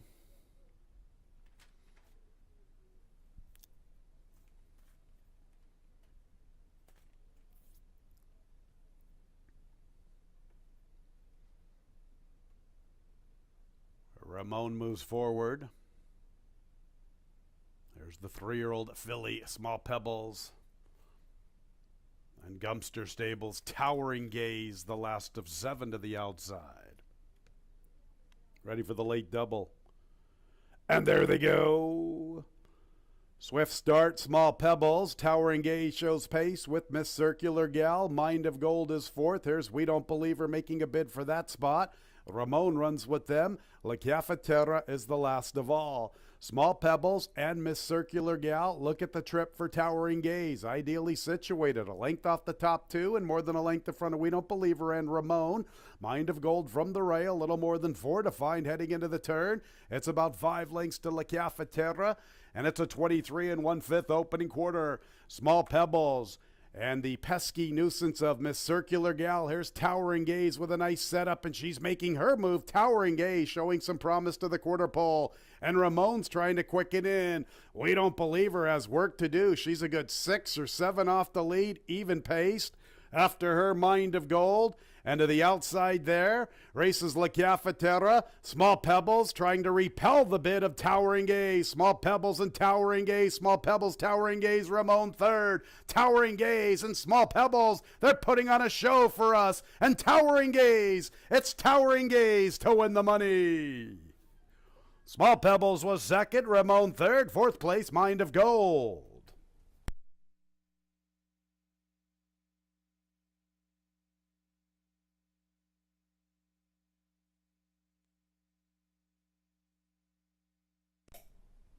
Well, Towering Gaze can thank Miss Circular Gal just a little bit, softening up Small Pebbles.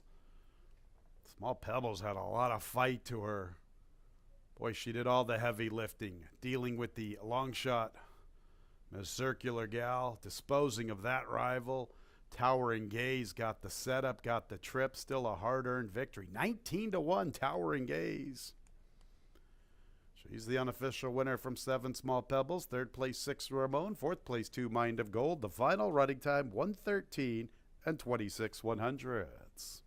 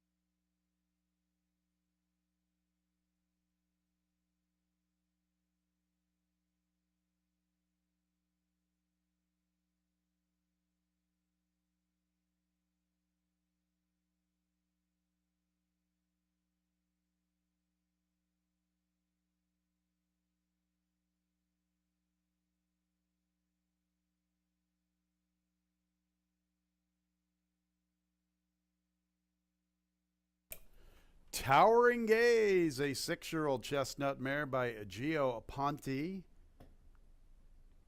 Out of the Damn Sky Gazer, owned by Gumster Stable LLC. Winning trainer, Ralphie D. Ralph D'Alessandro. Winning jockey, the Barber, Emmanuel Di Diego. Winner was bred in New York by Patricia Generazio.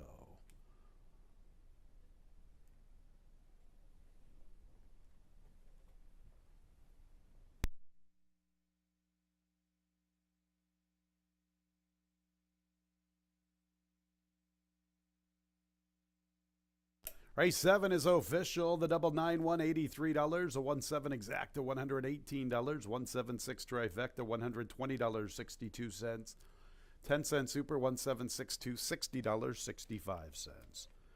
One more race to go in the work week. One more race to go on our Wednesday card. 2-year-olds, the boys, the Colts and Geldings.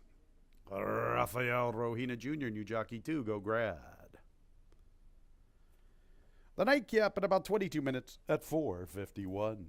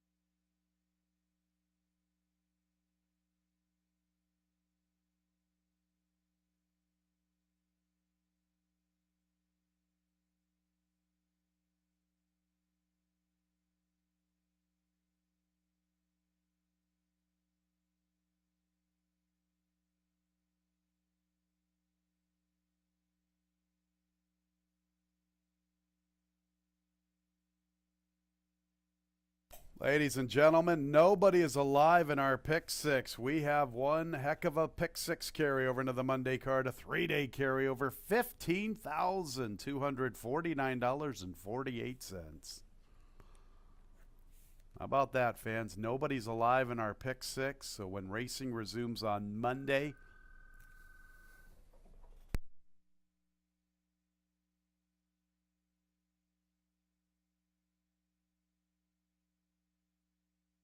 all right, fans, it's 13,000. We still have a pick six carryover, just a little bit too much excitement there. $13,249.48.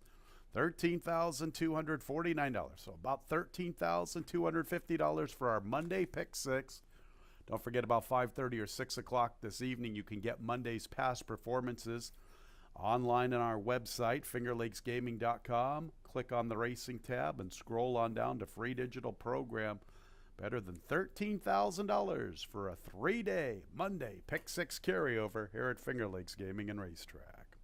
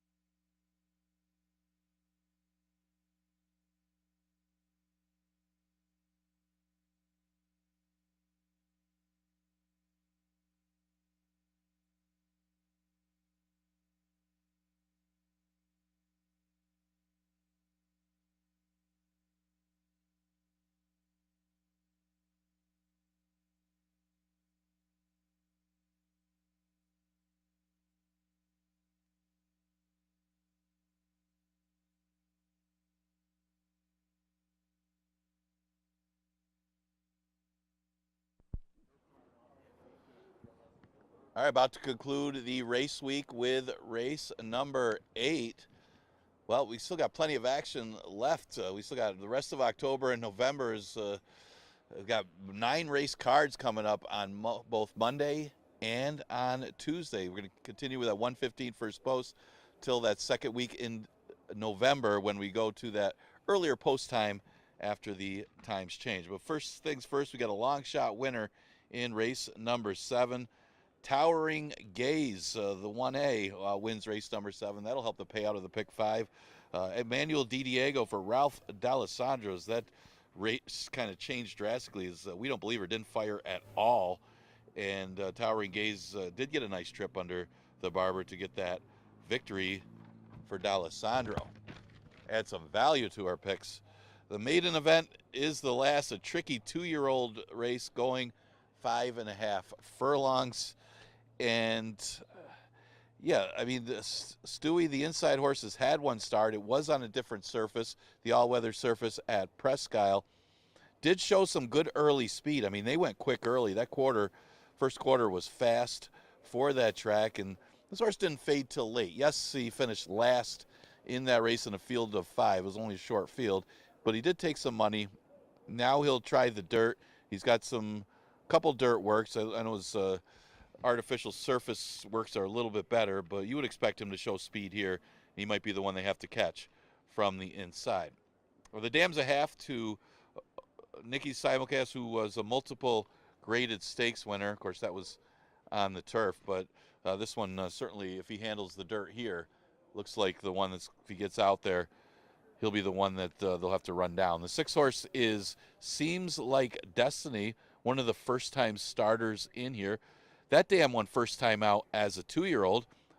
That was the only race that the dam ran. She retired after that and then sold for $150,000. Quite a career. Well, it Seems Like Destiny. It's got some decent works for her first start for Troy Smith. It is taking a little play at odds of 5-1. Again, good enough works that he should be competitive against these rivals.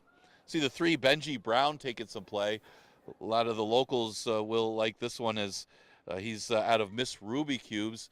That was a local horse that won the New York Oaks under Pedro Rodriguez. Who will forget that? And, of course, she was the daughter of Ruby's Rocket. That was such a good mare during her career. You got to think any moisture in the track actually helps Miss Ruby Cubes and should help Benji Brown. This one by Big Brown, you would think that this horse would want to go longer. Miss Ruby Cubes won the Oaks, which is a mile in the 16th race. Big Brown obviously better going long. So I guess the only question would be the distance, but bred on both sides to be a pretty good local runner. Benji Brown getting some local support at odds of 3-1. The 4 is Rigatoni a la Vodka.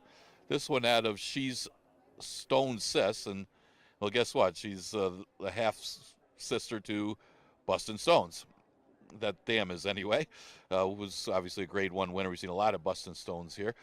The half to this one is you got Father Walsh and Quality Stones, a couple horses that have run here, and a couple horses that had decent early speed. So we'll see how this one does out of the box. Of course, Paul Barrow winning the other 2-year-old race earlier in the card. You know, look at the other firsters. You got How You Doin'. This one pretty well bred out of a dam that's a half to 2 graded stakes winners, including Micromanage. Maybe familiar with that one. Of course, more distance would be better, you would think, for How You Doin', and maybe that's why the works aren't on the fast side. Would kind of watch this one when he goes longer. Peaceful Persuasion is the 8 horse for Linda Dixon. The dam's a half to Salty Strike, who was a multiple graded stakes winner, and Profitability, the 9, also the dam's a half to a graded stakes winner. So some well-bred 2-year-olds in race number 8. Interesting to see. You know, kind of want to see how Benji Brown does here. A couple of them you'd want to see go longer, but I think they're going to have to catch Stewie in here, who's the inside horse, getting a little bit of early action, but a tricky last race to conclude this Wednesday card. We have exacta, trifecta, and superfecta wagering in this 2-year-old event.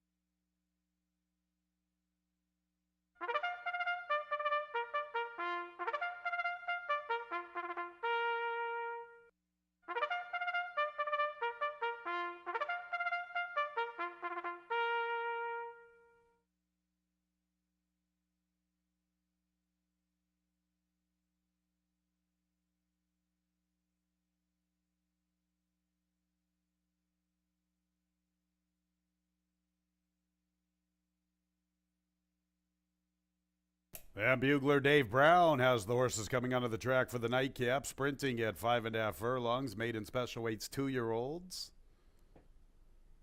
Rafael Rohina Jr., new jockey number 2, Go Grad. Our Wednesday nightcap in a little more than 3 minutes.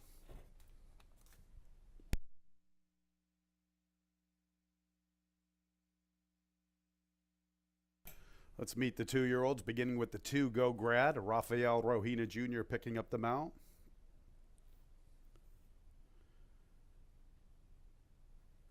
We got a few of them out of the parade. Here's the 4, Rigatoni Alavadka. Jeremiah Flores looking for 3. Paul Barrow looking to win both of the 2-year-old races today. Skip ahead to the 6, Seems Like Destiny, Heeman Harkey. 7, How You Doing, Jose Baez. How you doing? All right, the 8, Peaceful Persuasion, Emmanuel Di Diego looking to sweep the late daily double.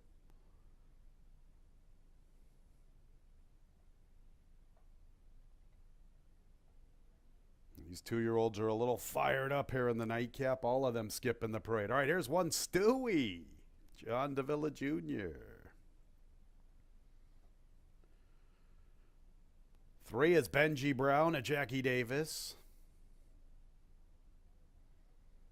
6 debuters. 3, 4, 6, 7, 8, and 9 all debuting. Who else skipped the parade? I think the 5, and Nippy Fitz. Nazario Alvarado. Linda Dixon trains both the 5 and the 8. All right, here's Nippy Fitz coming back to us. Not the best of angles, but there he is. And the 9, Profitability, Kevin Navarro, Windy Lee Farm, John Buckley, Kevin Navarro looking for doubles. They won the 3rd with Coach Bahi. A little more than a couple of minutes until the 2-year-olds will reach the starting gate. News of the day is that we have a pick 6 carryover into the Monday card, better than $13,000. That's pretty cool. 3-day carryover. Free online program should be up on our website around 5:30, 6 o'clock. The 2 Go Grad is the only one uncovered for the pick 5. That would be better than 12 Gs. All right, there's a much better look at Nippy Fitz. One Stewie, I guess, makes a lot of sense. Was good enough to show speed at Presque Isle. Not in love with Stewie by any means. The steward, yeah, Stewie was a cool guy. We loved having him around here for lots and lots of years. The horse, we don't know a lot about this 2-year-old. Showed speed against maiden 20s. Now he's here at Finger Lakes, 2-1. I guess that early speed and the inside post and the connections, everyone's looking at Stewie for a big run. All right, finally we get a look at Profitability. It's been a tough post parade for us. 5 Nippy Fitz. I always like 2-year-olds that debut at Saratoga. Linda Dixon thought enough to debut this one at the Spa. Didn't run much, didn't take much money, had a very wide post, probably learned a lot, much better suited here. Give him a little bit of a look. The dam had some success. 3 wins from 5 starts. 6, Seems Like Destiny's kind of intriguing. I like the workouts at Canterbury, especially that workout on the 15th of August, the September 13th workout. All 3 workouts here are pretty good. The dam threw a pretty good one, if I remember correctly. M. Anthony Ferraro trained it. Fat and Bitter. Kind of like an announcer I know. Seems Like Destiny could have a good little look here in start 1. A lot of debuters in this spot. Also looked at the 4 Rigatoni alla Vodka for Arati Valente. This is a sibling to Father Walsh, who's a pretty good runner. Quality Stone's also a very talented runner. Rigatoni alla Vodka. Worth mentioning, Paul Barrow looking to sweep both of the 2-year-old races. Very contentious group. 3 Benji Brown. How about his dam? Miss Ruby Cubes for Dave Brown and Kathleen Babcock. Miss Ruby Cubes won the New York Oaks when she was a 3-year-old filly. She made $147,000, 7 for 36. Nice 49-second workout on the 11th of October. Pretty good way to close the work week. 9 2-year-old Colts and Geldings. Right now, Stewie is the favorite at 9-5.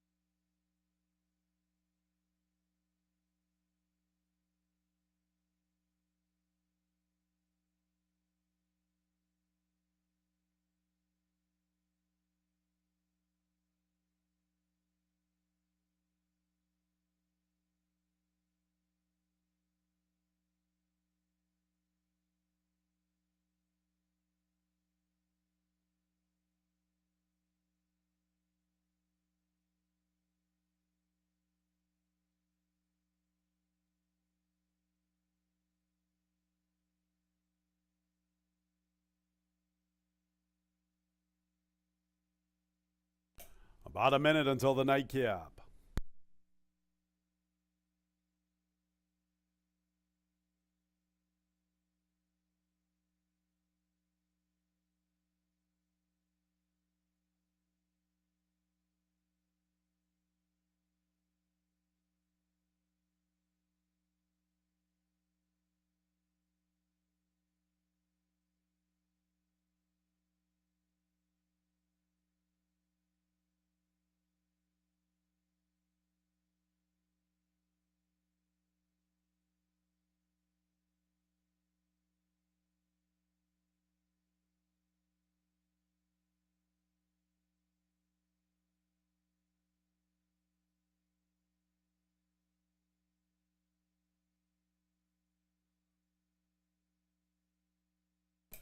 It's post time for the Wednesday nightcap. Ready to conclude another work week here at Finger Lakes Gaming and Racetrack. 3-2 favoritism with number 1, Stewie. And a big shout out to our longtime steward, Stu Rainey, enjoying his retirement. Stewie's in. Here's Go Grad, Benji Brown for Kathleen Babcock and Dave Brown.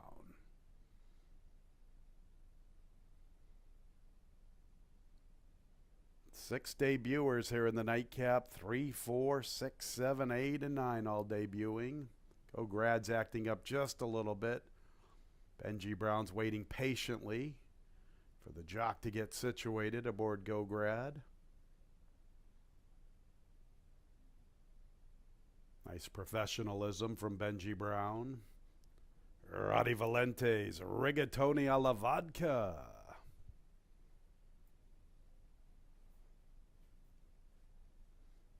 Nippy Fitz.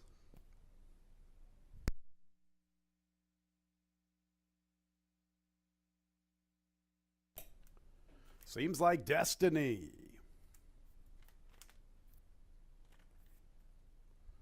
Seven to 2 seems like destiny. 5-1. 5-1 Rigatoni a la Vodka. Up next, how you doing? How you doing?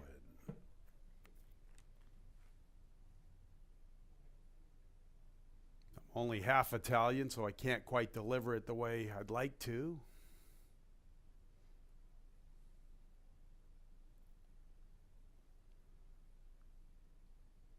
How you doing? Moving forward. All right, enough of that. Peaceful Persuasion and Profitability. Profitability getting some play. 5-1, now 6-1 to the outside.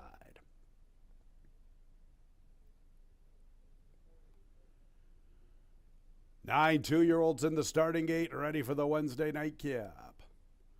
And there they go. Slow starts Stewie and Nippy Fitz. Benji Brown is showing up first. Peaceful Persuasion quickly away along with Profitability and Go Grad. And here comes Seems Like Destiny rushing into the scene with the Black Silks. And also up close is How You Doing with the Orange Silks, about 3 lengths from the front. Stewie has 6 lengths to find. And then go to Nippy Fitz, and Rigatoni a la Vodka is the last of all. And Benji Brown is quick to the 3/8, leads by 2 lengths to Seems Like Destiny. In third is Go Grad. Profitability's 4th, 4 from the front. Nippy Fitz is advancing with a nice run. Nippy Fitz is wide, but he is closing in. In the meantime, Benji Brown opens up. Then we go to How You Doing, Stewie, Peaceful Persuasion, nothing from Rigatoni a la Vodka. Benji Brown's the one to beat in the nightcap, big lead. From Profitability and Nippy Fitz, Stewie up the inside. Benji Brown popped the starting gate, big lead at the 16th. Stewie's closing in with Profitability. Benji Brown's getting tired, but he's going to get to the wire. Benji Brown in the nightcap. Stewie was second, then Profitability, and checking in 4th. How you doing for the Superfecta?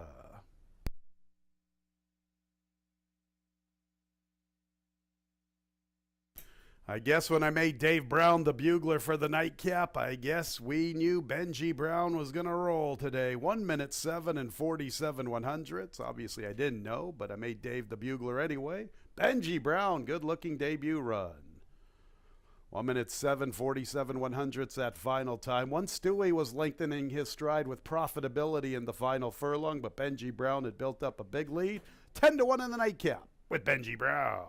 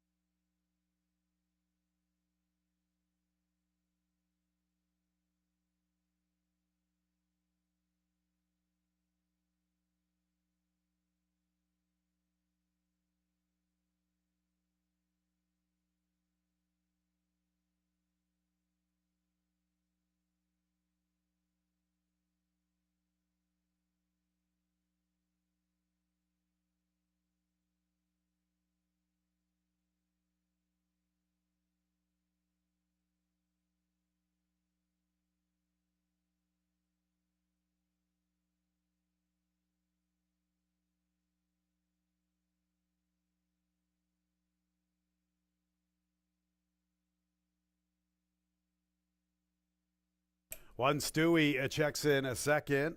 Third place, 9 profitability. Fourth place, 7. How you doing?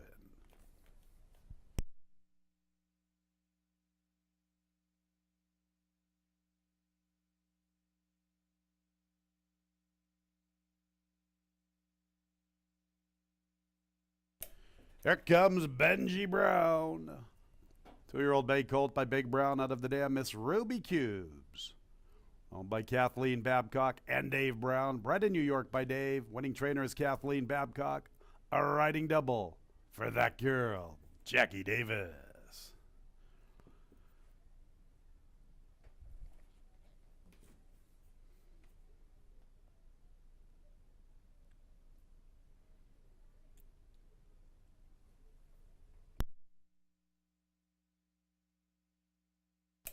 And the nightcap is official.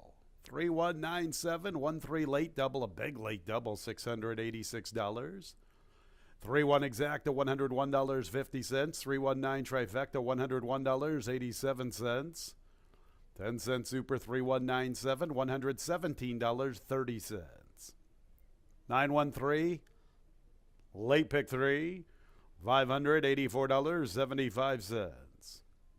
4 with 9 with 1 with 3. Our late pick 4, $820. Look at the Wednesday pick 5. 6 with 4 with 9 with 1 with 3. A nice payoff, $3,014.75. Nobody with 6, nobody with 5 in our pick 6. 4 out of 6, $44. There's the carryover. In case you didn't believe me, $13,249.48. Monday's carryover, a 3-day carryover, $13,249.48. Monday's program should be up on our website around 5:30 or 6 o'clock, fingerlakesgaming.com. Click on the racing tab, scroll on down to a free digital program. Study up, plenty of time to get a nice pick 6 ticket constructed, assembled for the Monday card. Very nice carryover.